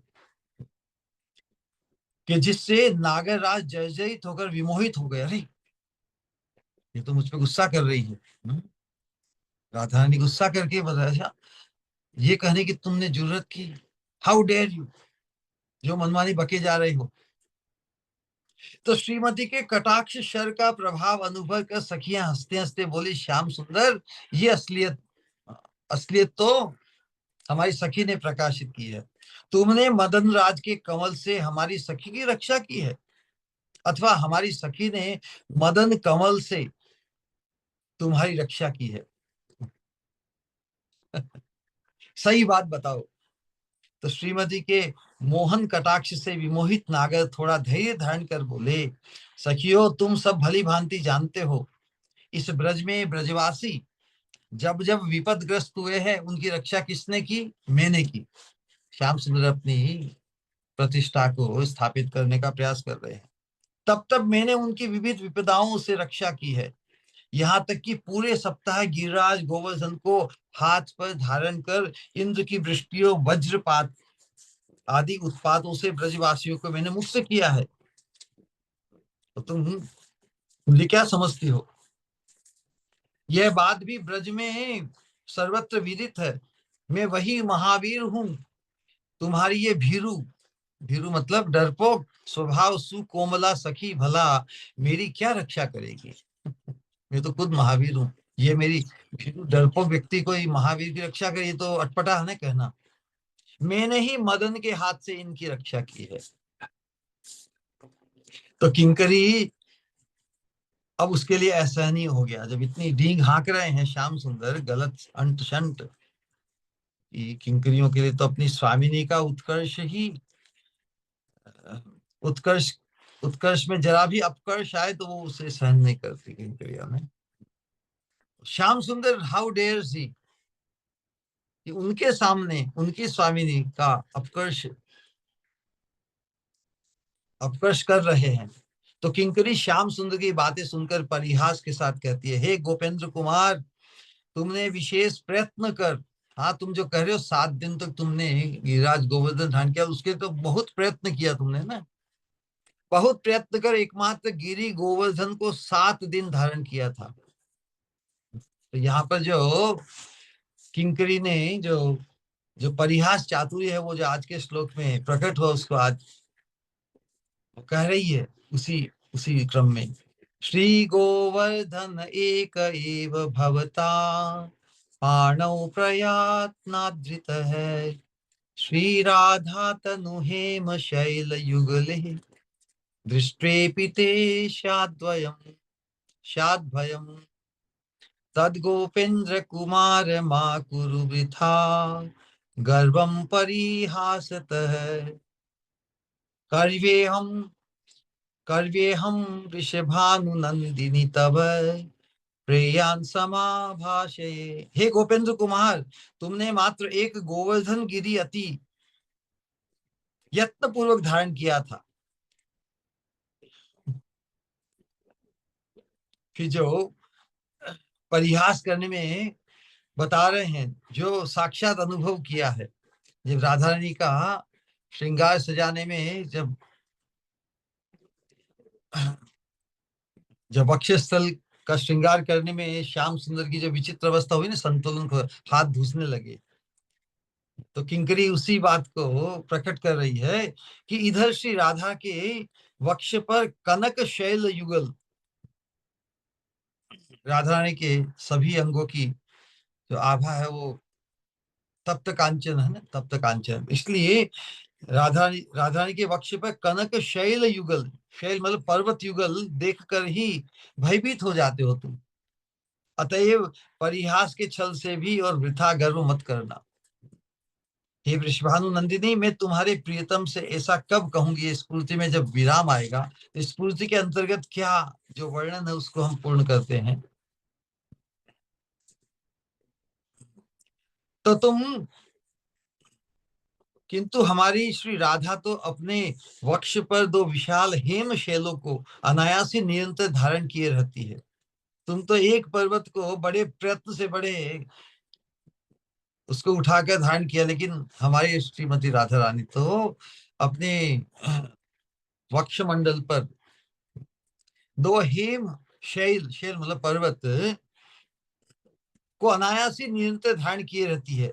उन हेम शैलों को धारण करना तो दूर रहा, देखते ही तुम तो भय से कंपित हो उठते हो, इसलिए तुम्हें परिहास के छल से भी श्री राधा के आगे ऐसा गर्व अपना अपनी अपनी जो महावीरता का गर्व करना शोभा नहीं देता। सुचतुरा ये जो किंकरी है प्रभुदानंद सरस्वती, हम भी तो इनके अनुगत होकर इसी सौभाग्य को अपनाएं, इम्बाइब करें इसी मूड को, जो वो कह रही है हम भी श्याम सुंदर को उस अवस्था में कहें। तो सुचतुरा किंकरी गोपेंद्र कुमार संबोधन किया है ना श्याम सुंदर को। गोपेंद्र कौन है? गोपों के राजा कौन है? नंद बाबा, उनके कुमार मतलब पुत्र। गोपेंद्र कुमार संबोधन का प्रयोग कर इंगित से बताना चाहती, क्या बताना चाहती है कि ब्रज में ये सर्वत्र प्रसिद्ध है। ब्रजेंद्र ब्रजेंद्र मतलब नंद बाबा की विष्णु भक्ति, उन्होंने बहुत, उनके पूर्वजों ने भी विष्णु भक्ति की। हमारे ब्रजराज की विष्णु भक्ति के फलस्वरूप ही तुम्हारे भीतर विष्णु की शक्ति का प्रकाश हुआ है, और वे विष्णु ही असुरवध आदि का और वे विष्णु ही असुरवध आदि द्वारा ब्रजवासियों की नाना प्रकार की विपदाओं से रक्षा करते हैं। तुम नहीं करते, बोलिए। साक्षात भगवान को ये कर्म करते देखते हुए भी ब्रजवासी ये मानने को तैयार नहीं कि कृष्ण ऐसा कर सकते। कृष्ण कोई भगवान थोड़ी है कि भगवान मान ले तो फिर उनसे प्रेम कैसे करेंगे, उनसे व्यवहार कैसे करेंगे, उन्हें सख्य भाव में, सख्य भाव के रस में, वात्सल्य और विशेष मधुरा रति जो गोपियों की राधा रानी की है उसमें फिर तो बाधा पहुंचेगी ना। उनको ईश्वर मानने से उनसे प्रीति, उन्हें उलाहना कैसे दिया जाएगा, उनमें दोषारोपण कैसे किया जा सकता है। तो साफ कर रही है कि तुम्हारे तुम्हारे जो पिता है ब्रजराज, उनकी विष्णु भक्ति के फलस्वरूप भी तुम्हारे भीतर विष्णु की शक्ति ने प्रवेश किया है, और वे विष्णु ही असुर वध आदि द्वारा ब्रजवासियों की नाना विपदाओं से रक्षा करते, तुम नहीं करते। तुम में कहाँ शक्ति है। गिरि धारण के प्रसंग में भी ब्रज में सर्वत्र ही यह प्रसिद्ध है। क्या प्रसिद्ध है कि ब्रजराज की भक्ति के फलस्वरूप गिरिराज स्वयं ही ब्रजवासियों के भोग को खाकर, भोग खाया ना, इस देवता ने बहुत भोग खाया, समय आने पर ये हमारी रक्षा करेगा। हम किसी व्यक्ति को खूब खिला पिला के प्रसन्न किया, घूस खिलाई है, तो समय पर वो काम आएगा, है ना। वो कहते हैं कि खाया नहीं भुलाए, एक कहावत है कि दिया भुलाए लेकिन खाया नहीं भुलाए, है ना। तो वो तो ब्रज किंकरी यही कर रही कि ब्रजराज मतलब नंद बाबा की भक्ति के फलस्वरूप गिरिराज स्वयं ही ब्रजवासियों की रक्षा के लिए ऊपर उठ गए थे, तुमने तो बस नीचे हाथ लगा दिया था, और फिर दूसरे ग्वाल वालों ने भी तुम्हारी सहायता की, अपनी लकुटियां लगाई थी। इसलिए इस विषय में भी तुम्हारे गर्व करने का कोई कारण नहीं, और यदि हम तर्क की खातिर मान भी ले कि तुमने ही गिरि धारण किया था, तब भी यह तो सत्य है कि बहुत प्रयत्न कर मात्र 7 दिन धारण किया था तुमने, किंतु हमारी श्री राधा तो 2-2 हेम शैलों को, स्वर्ण स्वर्ण के पर्वतों को निरंतर अनायास धारण किए हैं, जिन्हें धारण करना तो दूर, उनके दर्शन से ही तुम भय से कंपित हो जाते हो। यदि निर्भय निर्विकार होकर इन हेम शैलों को धारण करो तो तुम्हारे गर्व का परिचय प्राप्त हो, लेकिन वो तो कर नहीं सके भगवान। वास्तव में गोवर्धन लीला जिसमें साक्षात परम ऐश्वर्य प्रकाशित हुआ, लेकिन उस परम ऐश्वर्य जो साक्षात देखकर भी किस प्रकार उसे माधुर्य मंडित ही, माधुर्य के भाव से ही ब्रजवासियों ने स्वीकार किया, उसका वर्णन। हाँ? किस प्रकार जब राधा रानी को एक टक देख रहे हैं श्याम सुंदर, तो राधा रानी के समुन्नत कुछ तट आदि वक्ष मंडल को के दर्शन से उत्पन्न भगवान में तो जैसे अष्ट सात्विक भाव उत्पन्न होने लगे। स्तंभ स्वेद कंपादि सात्विक विकार देखकर ऐसी धारणा कर, क्या धारणा की, आसपास के ग्वाल वालों ने, अरे ये कृष्ण तो संतुलन खो रहा है, धूज रहा है इससे। श्री कृष्ण पर्वत धारण से परिश्रांत हो गए हैं। गोप गणों ने स्नेह पूर्वक कृष्ण के निकट खड़े होकर लाठियों की सहायता से गिरि धारण का प्रयत्न किया था। तो सब ग्वाल बाल भी ये समझते हैं कि कृष्ण तो बहुत थक थक गए थे, इसलिए उनकी थकावट में उनको सहायता करने के लिए हमने ही तो लकुटी उठाकर टेका दिया। बोलिए उनके टेके से कितना काम चलेगा, लेकिन वो ऐसा ही मानते हैं। तो इससे पता चलता है कि गिरि धारण के समय भी श्री कृष्ण श्री राधा के कुछ गिरि देखते ही कंपित हो गए थे। अब देखिए, इससे पूर्व श्री कृष्ण श्री राधा की वेश रचना करते समय उनके वक्षोजों के स्पर्श से सात्विक विकारों से अभिभूत हो गए थे, लेकिन ये बात किसको पता नहीं है, सखियों को मालूम नहीं है। तो यहाँ पर किंकरी यही बता रही है कि देखो मैं सब जानती हूँ, इन सखियों को मालूम नहीं होगा कि तुम्हारी कितनी क्षमता है। वो तो जानती हो कि भाई तुम बहुत सक्षम हो, लेकिन मैं जानती हूँ कि तुम जब स्वामी ने आदेश दिया कि मुझे मेरा श्रृंगार करो, तुम उधर वक्षोजों के स्पर्श से तुम एकदम कंपित होने लगे थे, संतुलन खो दिया था, अभिभूत हो गए थे और वेश रचना नहीं कर पाए थे। किंकरी ने इस बात का उन्हें स्मरण करा, गूढ़ परिहास किया था। गूढ़ परिहास अर्थात वो ही समझे और कोई नहीं समझे। सखिया भी क्या, ये क्या कर रही है किंकरी, सखियों को इस बात का कुछ भी पता नहीं है, इसलिए वे इस रहस्य को नहीं समझती। किंतु श्रीमती और नागरराज सभी कुछ जानते हैं। श्याम सुंदर जानते हैं कि वो संतुलन खो बैठे थे उस सेवा को संपादित करने में, और तो स्वामी जी तो जानती है। तो सखियों के सामने ही ऐसा गूढ़ परिहास कर रहे कि और कोई दूसरे नहीं जाने, और जो जाने बस वही जाने, किंतु श्रीमती। तो वे दोनों अपनी परम विदग्धा किंकरी की परिहास वैदिक से परम प्रसन्न होकर उसके बुद्धि चातुर्य की मन ही मन पूरी पूरी प्रशंसा करने लगे। सहसा स्फूर्ति में विराम आ गया। श्रीपाद ने आज तो प्रार्थना की, हाँ वृषभानु नंदिनी, मैं तुम्हारे प्रीतम के साथ ऐसा परिहास कब करूंगी, कब करूंगी। तो अद्भुत चिंतन और जो व्यक्त किया है हम श्री प्रभुदानंद सरस्वती और उनके आनुगत्य में जिन महापुरुषों ने उनके भाव को विस्तार विस्तार विस्तार करके इसे यहाँ पे प्रस्तुत किया है, उन सबके प्रति अपनी कृतज्ञता ज्ञापित करते हुए, उनके आनुगत्य को अंगीकार करते हुए हम इस अनुशीलन को आगे बढ़ाते रहेंगे। आज अपनी वाणी को यही विश्राम देते हैं। किसी का कोई प्रश्न या जिज्ञासा हो। हरे कृष्णा। श्री गुरु प्रणाम। हरे कृष्ण। बहुत बहुत बहुत ही अद्भुत श्री गुरु, हरदम किसी नई लीला में आप प्रवेश करवाते हैं। आपको बहुत बहुत धन्यवाद। किसी का कोई प्रश्न है या किसी को कुछ कहना है तो प्लीज आप अनम्यूट कर सकते हैं।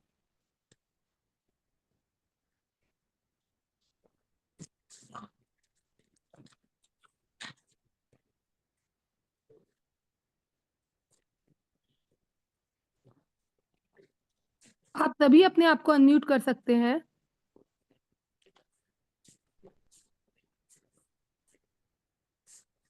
हाँ, प्रणाम श्री गुरु। हरे कृष्णा। बहुत ही सुंदर, बहुत ही अद्भुत सत्संग श्री गुरु। श्री गुरु, आज आप बता रहे थे कि होता चना बाजा घना।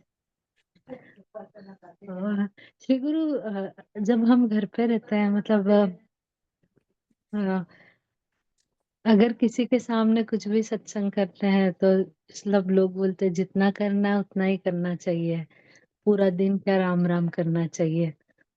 ऐसा ना तो इतना बुरा लगता है कि हम दो तरह की लाइफ जीते हैं श्री गुरु।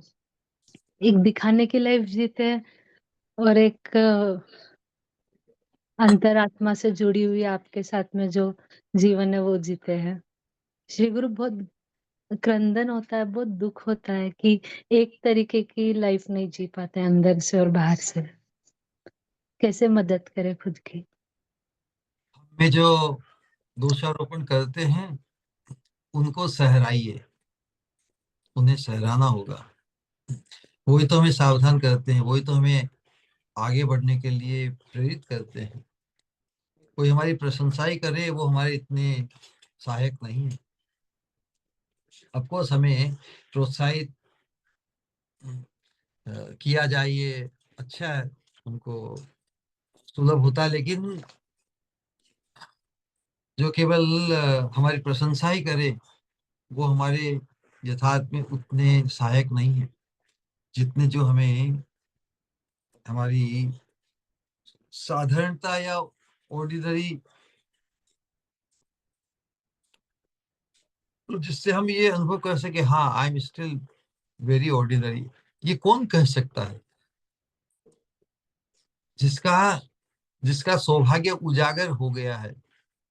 ये बड़ा पैराडॉक्स है। जिसका सौभाग्य उजागर हो गया, जिससे अपने स्वरूप की जागृति हो गई है, तो वही ऐसा कह सकता है, क्योंकि जो वास्तविक जो गंतव्य है वो इतना अमूल्य है, इतना उत्कृष्ट है, उसे उसकी जब तक साक्षात प्राप्ति नहीं हो जाए तब तक हमें कुछ भी प्राप्ति नहीं हो। अभी तो क्या उससे परिचय परिचय कराया गया ना।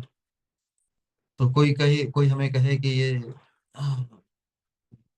ऐसा है वैसा है, या जो अवज्ञा या जो उपहास करे,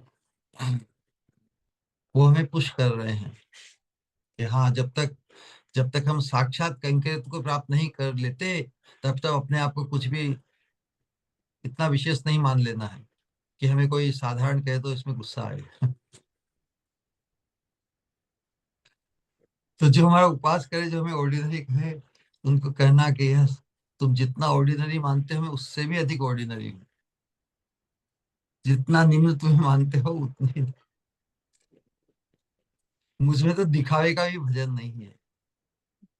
इसे साक्षात, क्योंकि यदि हमें हमारे जीवन में साधक, वो आज इसलिए जानबूझ के इस सिद्धांत को लिया ना, कि प्रहलाद महाराज की उक्ति के माध्यम से और जो सिद्धांत की दृष्टि से शुद्ध भक्ति को प्राप्त साधक के जीवन में ये दैन्य जब प्रकाशित होता है, वो सोचता है कि हाँ, मेरे में अभी बहुत कर्म दोष है, मेरे में अभी अनेक अपवित्रता है, इत्यादि इत्यादि। हे प्रभु, और तो मेरा शोधन करने के लिए मुझे लगता भी कुछ कुछ जन्म मुझे लेने होंगे, लेकिन फिर भी आप मुझे आपकी भक्ति से वंचित मत करो। तो यही है हमारा जो एटीट्यूड है हमारा, उसकी परीक्षा होगी, और ये इसलिए अच्छा है।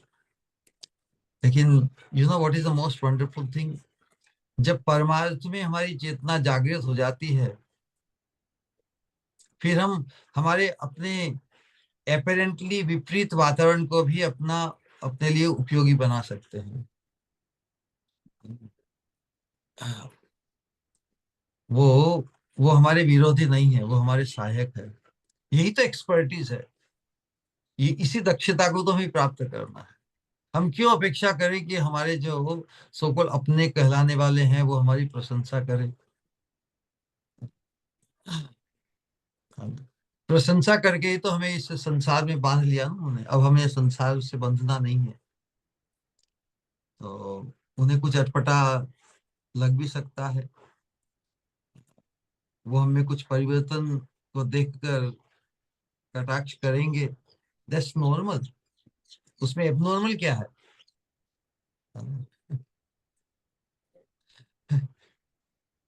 उनकी दृष्टि में हम जो एबनॉर्मल लग रहे हैं उन्हें, दे आर राइट। उनकी दृष्टि से वो सही है। उनको गलत सिद्ध करने का हमें प्रयास नहीं करना चाहिए, स्ट्रगल नहीं करना चाहिए, बल्कि कहना चाहिए कि हाँ, तुम जो कर रहे हो मुझे रिमाइंड ही करा रहे हो। जितने दोष तुम देख पा रहे हो उससे कई अधिक अधिक दोष है मुझ में, नहीं क्या?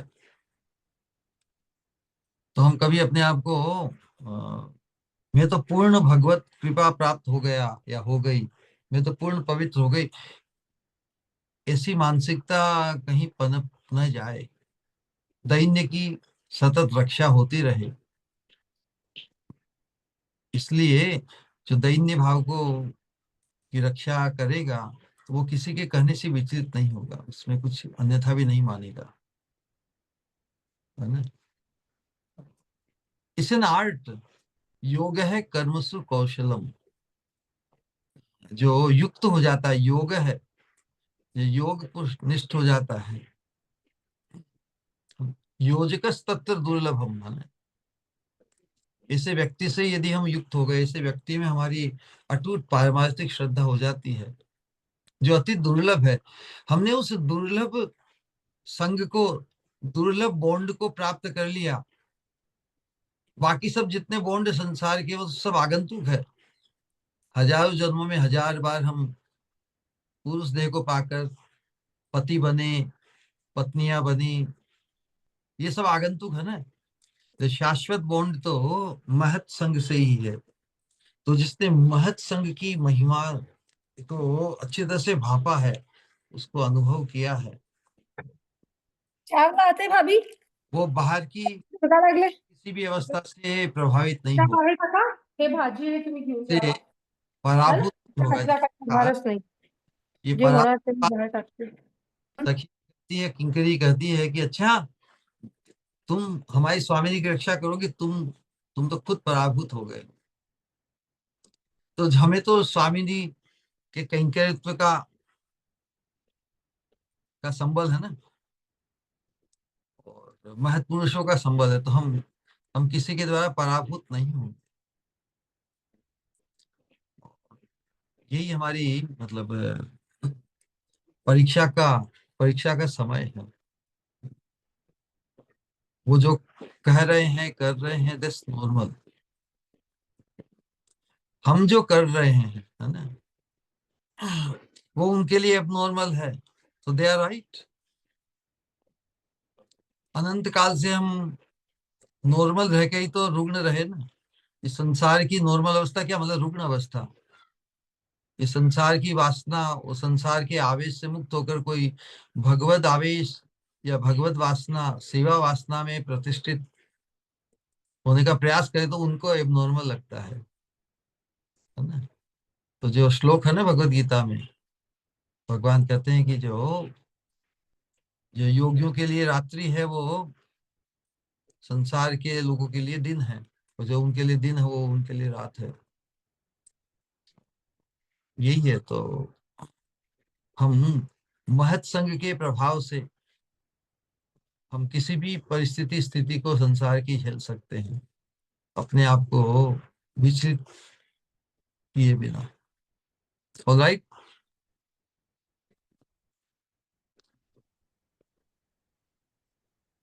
हरे कृष्णा श्री गुरु। और किसी को कुछ कहना है या किसी का प्रश्न है तो आप पूछ सकते हैं।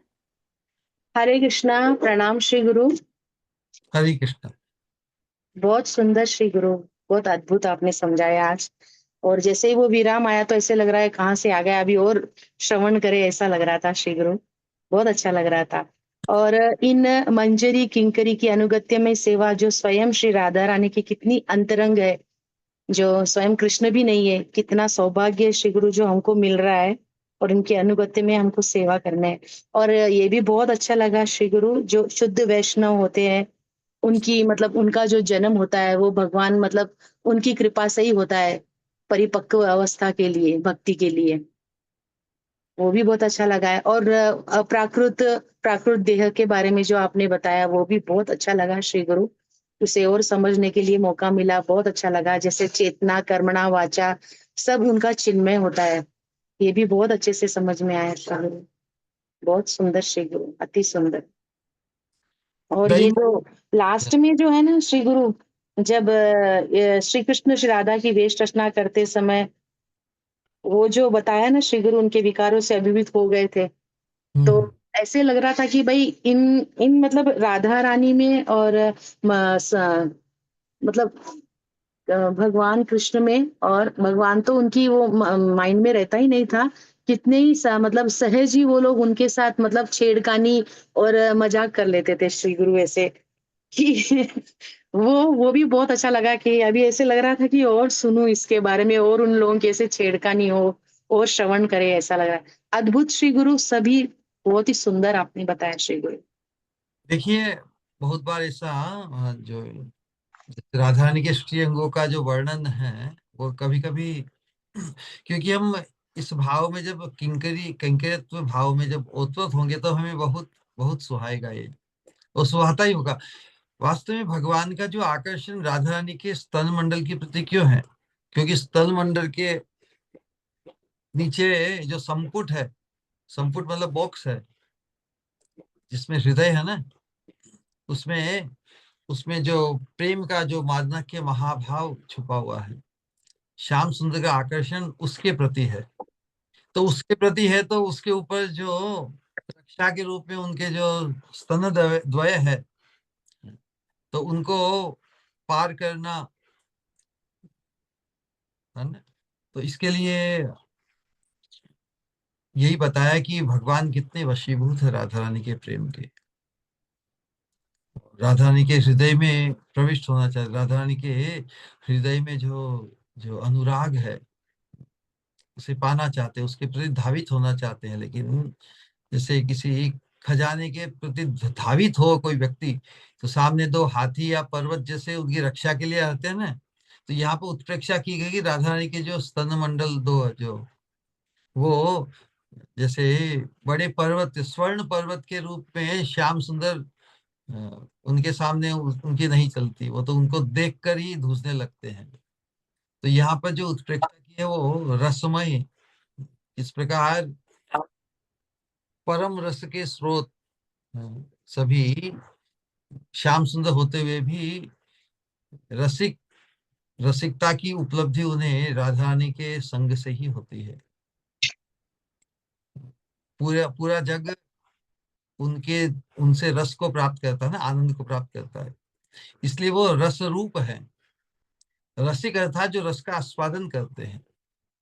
तो रस का आस्वादन जो जो प्रेम का भाव अनुराग राधा रानी के हृदय में है, उसके प्रति ही श्याम सुंदर आकृष्ट है। वहीं पे उन्हें रस की पूर्णता का अनुभव होता है। जो गोविंद है सभी की इंद्रियों को आनंदित करते हैं, लेकिन खुद की, सभी की में खुद भी आ जाते हैं ना, लेकिन जिनकी इंद्रियों को, जो सबकी इंद्रियों को आनंदित करते हैं, लेकिन जिनकी इंद्रियां राधा रानी के संग से ही आनंदित होते हैं, तो भगवान अपने गोविंद नाम की पूर्णता की अनुभूति राधा रानी के संग में ही करते हैं। इसलिए राधा रानी का संग सानिध्य पाने के लिए वो विशेष रूप से उनके हृदय के अनुराग का जो सौरभ है उसकी प्रति वो इतने आकृष्ट, जैसे भौरा कमल के पुष्प की गंध के प्रति, गुलाब के फूल की गंध के प्रति आकृष्ट होकर वही मंडराता रहता है ना, उसी प्रकार श्याम सुंदर भी राधा रानी के स्तन मंडल के इर्द गिर्द मंडराते रहते हैं।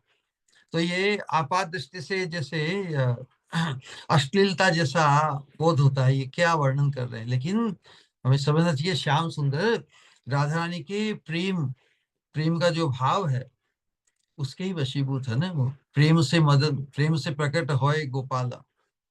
तो राधा रानी का जो प्रेम उनके हृदय में जो घुटा हुआ है, मादनाख्य महाभाव, उसके प्रति श्याम सुंदर कितने आकृष्ट है कि कहीं कहीं कहीं भी और कहीं भटकते ही नहीं, दूर पुनः पुनः बार बार राधा रानी के उस प्रेम भाव को पाने के लिए वहीं पर बार बार आने लगते। और इसीलिए जिस वस्तु के प्रति व्यक्ति बहुत लुब्ध हो जाता है, उसको पाकर उसको स्पर्श करने में भी उसके हाथ धुसते हैं कि नहीं, तो वही अवस्था श्याम सुंदर की है। राधा रानी का हृदय, उसमें जो प्रेम में अनुराग है, राधा रानी का जो सुपरलेटिव एक्सक्लूसिव मादनाक्य महाभाव है, वो कितना अद्भुत अनुपम निरुपम है। श्याम सुंदर पूर्ण उसके वशीभूत होकर विराजमान है, जो पूरे विश्व के जीवों को अपने प्रेम माधुरी, रूप माधुरी, वेणु माधुरी से वशीभूत करते हैं। वो स्वयं राधा रानी के प्रेम के भाव के वशीभूत है। इस उत्कर्ष को ही मद्देनजर रखते हुए हमें इस राधा दास्यम रूपी अनुशीलन को आगे बढ़ाना। हमें हर अवस्था में श्याम सुंदर पर हमारी स्वामिनी के आधिपत्य को ही अनुभव करना है, चिंतन करना है, दर्शन करना है, अनुशीलन करना है, वर्णन करना है, श्रवण करना है इत्यादि। ऑलराइट। हरे कृष्णा श्री गुरु। हरे प्रणाम श्री गुरु। अभी और किसी का प्रश्न नहीं है, मुझे कुछ कहना है, मैं कहूँ? कहो। श्री गुरु, आज आपने जो आप हर बार बताते हैं कि राधा दास्यम कितना दुर्लभ है, इसमें हमें कोई कॉम्प्रोमाइज नहीं करना है, क्योंकि वेरी रेयर, अतिशय दुर्लभ। और जो साकेत धाम गति, जो वैकुंठ धाम गति है, मतलब उसको भी राधा दास्यम का लोभ की लालसा जिसको जागृत हो चुकी है, उसको नहीं चाहिए श्री गुरु। और लेट गो करेगा वो। यस श्री गुरु, आपने इतना मतलब अद्भुत तरीके से बार बार आप ये समझाते हैं कि अब तो इतने अच्छे से हृदय पट पर अंकित हो गया है कि नहीं, अब और कुछ नहीं, मतलब नो कॉम्प्रोमाइज। और श्री गुरु, आपने जो जनरली जो डर होता है ना कि जन्म के बाद और जन्म, और एक सेंटेंस में आपने बिल्कुल निरस्त कर दिया कि भाई हमें जो अभी मिलने वाला है वो अनेक जन्मों में अब तक नहीं मिला है, तो अब कुछ और भी जन्म लग जाए तो में नहीं हुआ।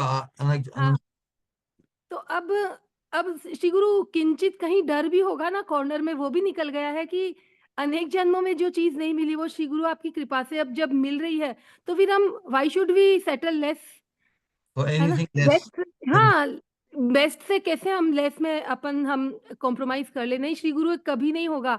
और आपने इतना अच्छा बोला कि शुद्ध भक्त की चेतना समर्पित है और उसका कर्तृत्व चेतना का कर्तृत्व है, न कि देह का कर्तृत्व है।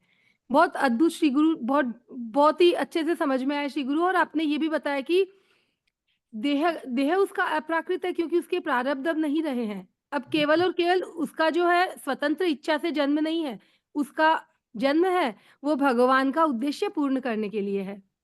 और श्री गुरु, आज आपने जो स्तन रूपी पर्वतों का गिरिराज के साथ जो कंपैरिजन किया, वो तो इतना अद्भुत श्री गुरु की, मतलब किंकरियाँ किस लेवल तक जाके राधा रानी का उत्कर्ष मतलब वो स्थापित करती है। अद्भुत श्री गुरु, मतलब जबरदस्त कि 2-2 स्तनमंडल हमारी स्वामिनी के हैं, लेकिन आप तो एक को भी धारण नहीं कर सकते, और वो भी इसीलिए केवल क्योंकि नंद बाबा ने बहुत विष्णु की भक्ति की है। तो इसलिए आपसे ये काम करवा लिया। मतलब, और कृष्ण सच में जैसा आपने कहा कि अनेक स्तुतियाँ भी कृष्ण की करते हैं सब जन, वेद शास्त्र सभी। कृष्ण को उससे इतना आनंद नहीं आता जो कि ये जो इस तरह का रसमय जो आदान-प्रदान है, जो स्वामिनी की किंकरियाँ स्वामिनी का जो पक्ष लेती है, जो पक्षपात करती है, अलौकिक श्री गुरु। सच में गिरिराज धारण करने वालों के वाले इस श्याम सुंदर के हाथ भी कंपित होते हैं जब स्वामी के स्तन मंडल को देखते हैं। और जो उसके अंदर, जैसा आपने बताया, जो छुपा है, जो दिव्य प्रेम का और दिव्य समर्पण का जो रस छुपा है, वही उसी की वजह से कृष्ण के हाथ कंपित होते हैं कि इतना समर्पण, इतना प्रेम। बहुत ही श्री गुरु, बहुत-बहुत धन्यवाद आपको। बहुत-बहुत मतलब सच में शब्द नहीं है श्री गुरु कि आप किस तरह से हमको जैसे उस लीला में प्रवेश करवाते हैं, और हम इतने इतने अयोग्य, मैं अपना कहूँगी श्री गुरु, इतना अयोग्य कि बस अभी लेक्चर होगा कंप्लीट और अभी मैं भी बाहर ही जैसे आ जाऊँगी। तुम तो वृंदावन आ रही हो ना। श्री गुरु, आपको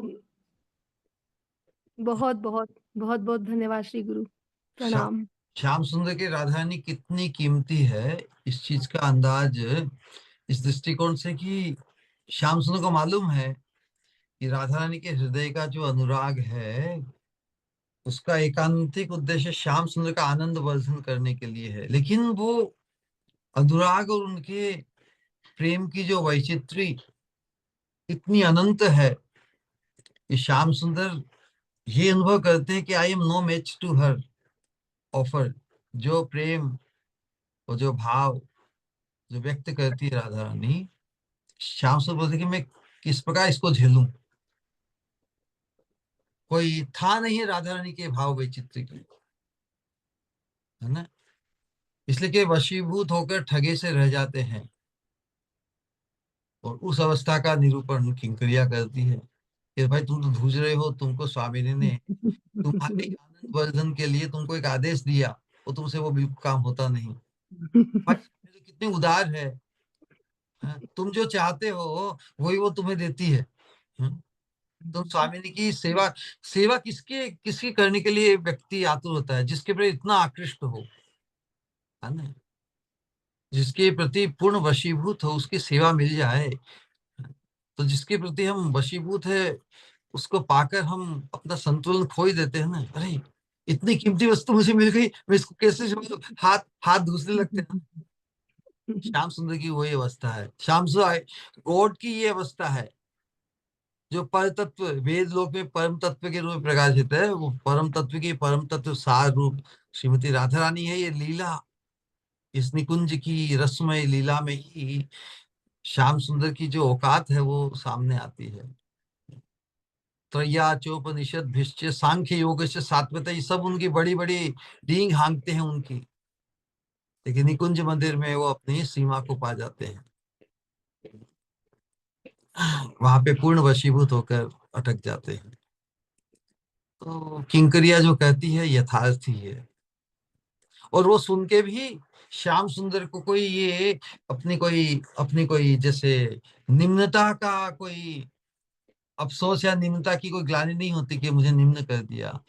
वो तो कहते कि यस यही सही है, उत्कर्ष तो स्वामिनी का ही है, उत्कर्ष तो राधा रानी का ही है। I am no match to her. और ये कह के उन्हें बड़ा आनंद होता है तो जब ये ऐसा कहते तो स्वामी जी कहती अरे रे, मैं तो उनकी खुशी के लिए ही पूर्ण समर्पित हूँ, और ये कह रहे कि आई एम नो मेस्ट, तो मैं उनसे श्रेष्ठ थोड़ी हूँ। इसलिए स्वामी जी अपने हीरो को ही विजय विजय माला पहनाती है। तो यही परस्पर का अनुराग है। लेकिन जैसे कहते हैं, प्रेम की अपेक्षा प्रेमी ही परम पूज्य है। प्रेम तो पूज्य है ही, लेकिन प्रेम भी अपने प्रेमी को पूजता है ना? क्यों पूजता है? क्योंकि वो सोचता है कि नहीं, मैं ही कम हूं, जो प्रेम करता है वही श्रेष्ठ है। जो परम श्रेष्ठ रूप में प्रतिष्ठा है जिसकी, वो भी प्रेमी को खुद से श्रेष्ठ मानता है। यही प्रेम राज्य की परिपाटी है, यही प्रेम राज्य की विशेषता है। वहां पर तो जो शासक है वही शासित होकर परमानंद में मग्न है। इसलिए रूल तो प्रेमी का ही है ना? रूल तो प्रेमी का ही प्रबल होता है, कि प्रेम के आगे तो सब झुक जाते हैं। प्रेम की प्रेम के आस्पद है, प्रेम के विषय है श्याम सुंदर, लेकिन प्रेमी तो राधा रानी है। प्रेम का आश्रय विग्रह है। इसलिए आश्रय जाती है प्रेम, विषय जाती है प्रेम, विषय जाती है प्रेम से जो आस्वादन है उसकी अपेक्षा आश्रय जाती है जो प्रेमी है, उसका आनंद अधिक है। ऐसी आशंका श्याम सुंदर को हुई। उस आशंका और उस कुतूहल को पूर्ण करने के लिए वो गौर सुंदर बन के आए। आश्रय जाती है प्रेम का आस्वादन करने के लिए। तो राधा रानी को कितना बड़ा न्योछावर करना पड़ा, अपने भाव का दान दे दिया श्याम सुंदर। लेकिन उस भाव को पाकर श्याम सुंदर की क्या अवस्था होगी, वो ओवरवेल्म हो जाएंगे, अभिभूत हो जाएंगे, और उसमें बहुत कष्ट, बहुत भटकाव झटकाव, गंभीरा में जो महाप्रभु की जो अवस्था होती है, उस अवस्था में उन्हें कौन संभालते। इसलिए गदाधर पंडित जो राधा रानी है, भाव को तो दे दिया महाप्रभु को, लेकिन फिर नित्य ही उनका संग किया। हर रोज गंभीरा से महाप्रभु आते टोटा गोपीनाथ, जहाँ पर गदाधर पंडित उनको श्रीमद् भागवत का रसपान कराते। तो गौरांग लीला में राधा रानी की भी बहुत सी इच्छाएं पूर्ण हुई। वो स्वच्छंद ढंग से महाप्रभु की सेवा कर पाते अपने श्याम सुंदर की।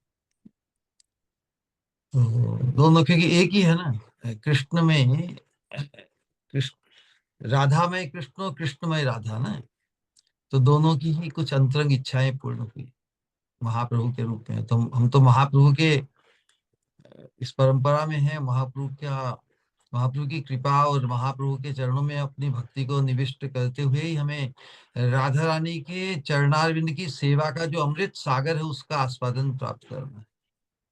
बोलिए हरे कृष्ण कृष्ण कृष्ण हरे हरे, हरे राम राम राम। पूजा सखी और राजश्री सखी, आपको कुछ बोलना है तो आप अपने आप को अनम्यूट कर सकते हैं। राजश्री, आपका अनम्यूट दिखा रहा है लेकिन आपकी आवाज नहीं आ रही है। हाँ, पूजा सखी आप बोलना चाहते हो, आप बोलो, फिर मैं बताती हूँ। मैं श्री गुरु, कोटि कोटि प्रणाम श्री गुरु। हरे कृष्णा। बहुत ही सुंदर अद्भुत सत्संग। एक छोटा सा प्रश्न था श्री गुरु, कि जब भी रोज जीवन में हम मतलब श्रवण करते हैं, सब करते हैं, लेकिन हमारे से अगर कोई गलती हो जाती है, सावधानी से हम अगर व्यवहार नहीं करते हैं, तो श्री गुरु फिर सत्संग में बिल्कुल भी मन नहीं लगता। ऐसा लगता है कि इतना श्रवण करते उसके बावजूद भी हम ऐसे कैसे मतलब चूक जाते हैं। तो क्या सोचना चाहिए? वही ग्लानि, क्योंकि जो विषय वस्तु यहाँ पर हम जो अनुशीलन कर रहे हैं वो इतनी उन्नत है, और हम ही उसके अनुरूप अपने आप को उतना पर्याप्त उन्नत नहीं कर पाए। तो यही है कि हमें अपने आप को उन्नत करना है, और फिर जो छोटी छोटी छोटे छोटे जो पहलू हैं, छोटी छोटी संसार की जो खटपट हुई जो ग्रंथियां, उनमें हमें उलझना नहीं है। वो एक्चुअली त्याग करके भी, छोड़ के भी, यदि हम अपने आप को झंझटों से और उलझनों से निवृत्त कर सके, और इस पूरे मनोयोग से अधिक मनोयोग से इस सत्संग में हम अपना हाथ न्यौछावर कर सके, तो इट्स वर्थ इट।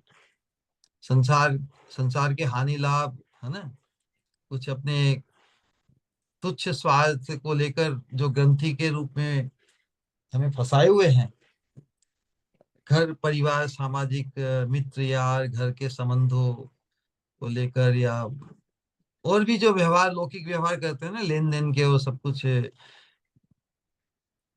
तो सबको हम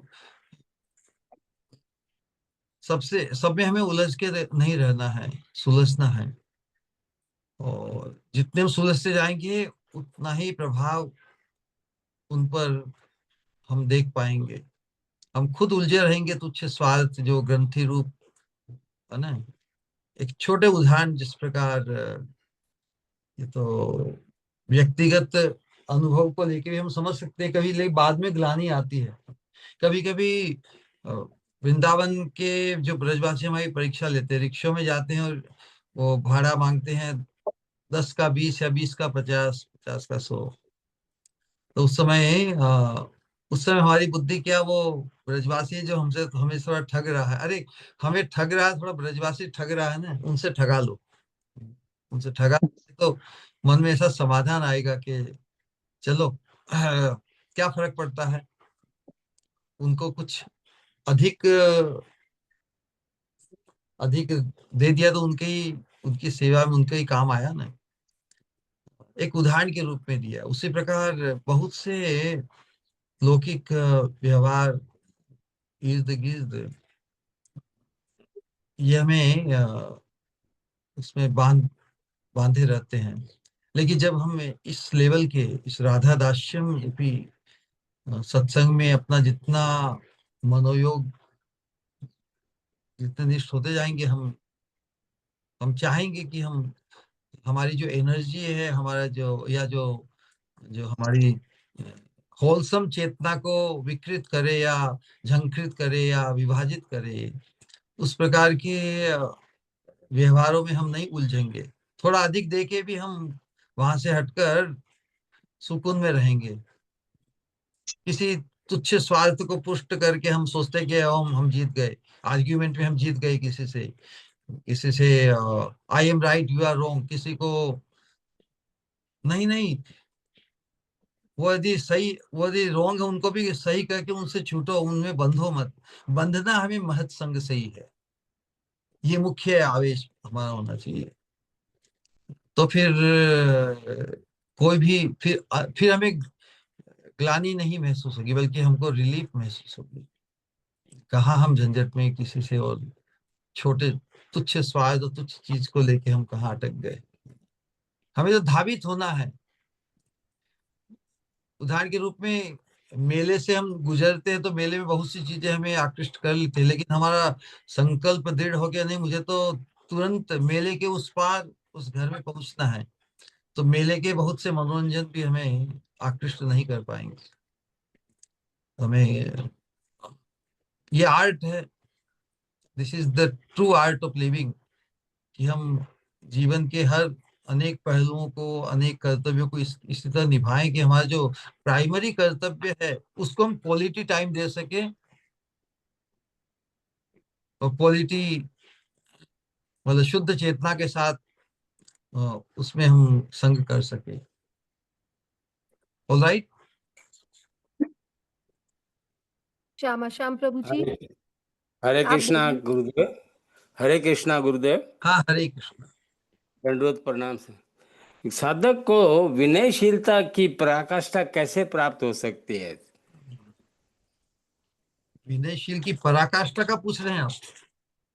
हाँ, मतलब विनयशीलता होना, या अहम गरम गर्व नहीं आवे, एक दैन्य भाव की जैसे विचारधारा 24 घंटा रहे, तो ऐसे कैसे, मतलब वही उसके लिए।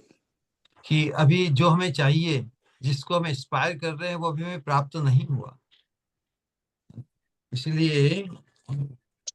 और भगवान भी शुद्ध साधक के जीवन में इस प्रकार की भावना को रखते हैं, है ना, जो कि उसमें ऐसा ऐसा विचार नहीं आ जाए कि मैं पूर्ण कृपा को प्राप्त हो गया, है ना। जी जी जी गुरुदेव। तो फिर दैन्य और अतृप्ति, अतृप्ति और दैन्य, जो दैन्य है वो शुद्ध भक्ति भाव का स्वरूप लक्षण। शुद्ध भक्त ऐसा ही सोचता है कि मुझे कुछ नहीं मिला, है ना। जी दीन दीन व्यक्ति किसे कहते हैं? जो उसे चाहिए उससे वो अपने आप को वंचित मानता है ना। जी जी तो उसमें फिर उसमें एरोगेंस नहीं रहेगी, है ना। जी एरोगेंस होती है, comes with the sense of achievement, कि मुझे प्राप्त हो गया, तब वो एरोगेंस आ सकती है ना। जी ये शुद्ध भक्त एकांतिक आकांक्षा में प्रतिष्ठित है, राधा रानी के दर्शन, राधा रानी के चरणों चरणारविंद की सेवा के लिए, जी इसीलिए दैन्य है। तो दैन्य और प्रेम, प्रेम की अवस्था में भगवान के दर्शन और सेवा की जी आकांक्षा इतनी प्रबल हो जाती है कि उसे नहीं पाकर वो अपने आप को दीन समझता है। हम्म। प्रेम धन बिना, जो प्रेम में है वो सोचता है प्रेम धन मेरे पास नहीं है, यदि मेरे पास प्रेम धन होता तो मुझे भगवान प्राप्त हो जाते ना। इसलिए जी प्रेम धन बिना यही दरिद्र जीवन, दरिद्र जीवन है दैन्य भाव एक ही चीज है। प्रेम प्रेम धन बिना यही दरिद्र जीवन, दास करी वेतन मोरे देहो प्रेम धन, दास करी वेतन मोरे देहो प्रेम धन, प्रेम धन बिना यही दरिद्र जीवन, दास करी वेतन मोरे देहो प्रेम धन। तो नेचुरली साधक को हमेशा किसी भी कितनी भी उन्नत अवस्था में पहुंचने पर भी उसके हृदय में भगवान के दर्शन के लिए और सेवा को प्राप्त करने के लिए व्यग्रता नहीं होगी, डेस्परेशन नहीं होगा। डेस्परेशन मतलब अप्राप्त अवस्था, अप्राप्त अवस्था या दैन्य अवस्था एक ही चीज है। जी और उसके कारण वो हमेशा अतृप्त अनुभव करता है। जी अतृप्त, वो उसका स्वर तटस्थ लक्षण है, मार्जिनल। उसका एडिशनल या डेकोरेटिव कभी भी कभी भी उसके जीवन में ऐसे सेंस ऑफ क्लेमिंग नहीं होता कि मैं इतना श्रेष्ठ बन गया हूँ। जी सोचता है कि मैं भी वंचित ही हूँ, अभी पूर्ण प्राप्त नहीं हुआ। अतृप्ति, अतृप्ति उसका स्वरूप तटस्थ लक्षण है और दैन्य उसका स्वरूप लक्षण है। तो स्वरूपतः जो शुद्ध भक्त है वो यही सोचता है कि लोक में उसकी भी प्रशंसा या अ, उसका पद प्रतिष्ठा, लोग उसका बहुत मान सम्मान पूजा इत्यादि करें, लेकिन वो अंतर के भाव से जानता है कि अभी फाइनल डेस्टिनेशन अभी रीच नहीं हुआ है ना। तो जी फाइनल डेस्टिनेशन को लेके वो एकदम निश्चिंत भी नहीं हो जाता कि इवन जब हो ही जाएगा मुझे, वो अतृप्त बना रहता है। अतृप्त अवस्था में ही उसका जो व्यग्रता का भाव जागृत रहता है, क्योंकि प्रेम के स्तर पे आके भी यदि उसमें तृप्ति हो जाए, उसने कहा कि मुझसे जितना होना था मैंने कर लिया, है ना, 90%, 98% एंडेवर, प्रयत्न कर लिया, जितना भरसक, जितना भी ह्यूमनली पॉसिबल जो था वो कर लिया ना, प्रयत्न। जी भक्ति अपने आप को सभी अनर्थ से मुक्त करके और भाव निष्ठा सब में चिंतन, और उसके बावजूद भी फिर क्रंदन, क्रंदन इन डेस्परेशन, व्यग्रता पूर्वक क्रंदन कि प्रभु मैं नितांत अक्षम हूँ, मैं नितांत इनकेपेसिटेटेड हूँ, जी आप ही कृपा करके मेरे अभिष्ट की पूर्ति करो।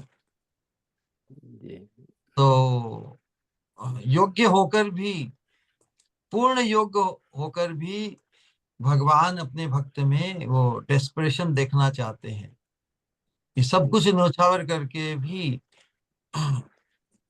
पूर्ण समर्पण भी जैसे पर्याप्त न हो।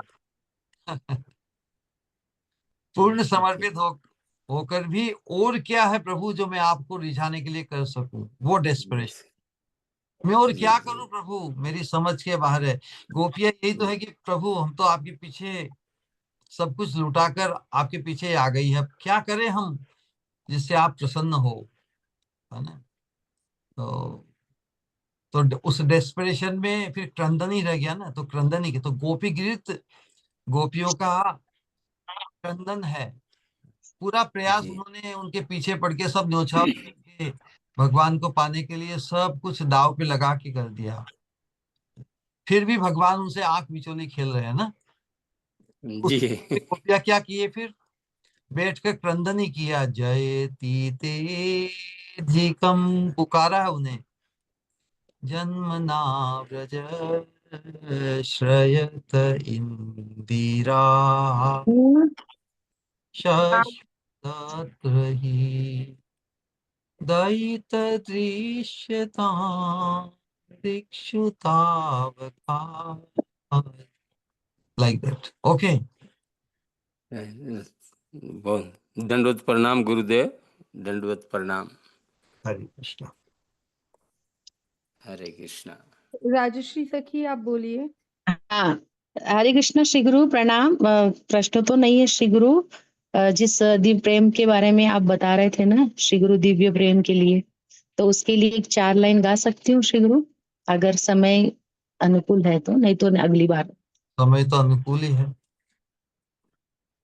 ना?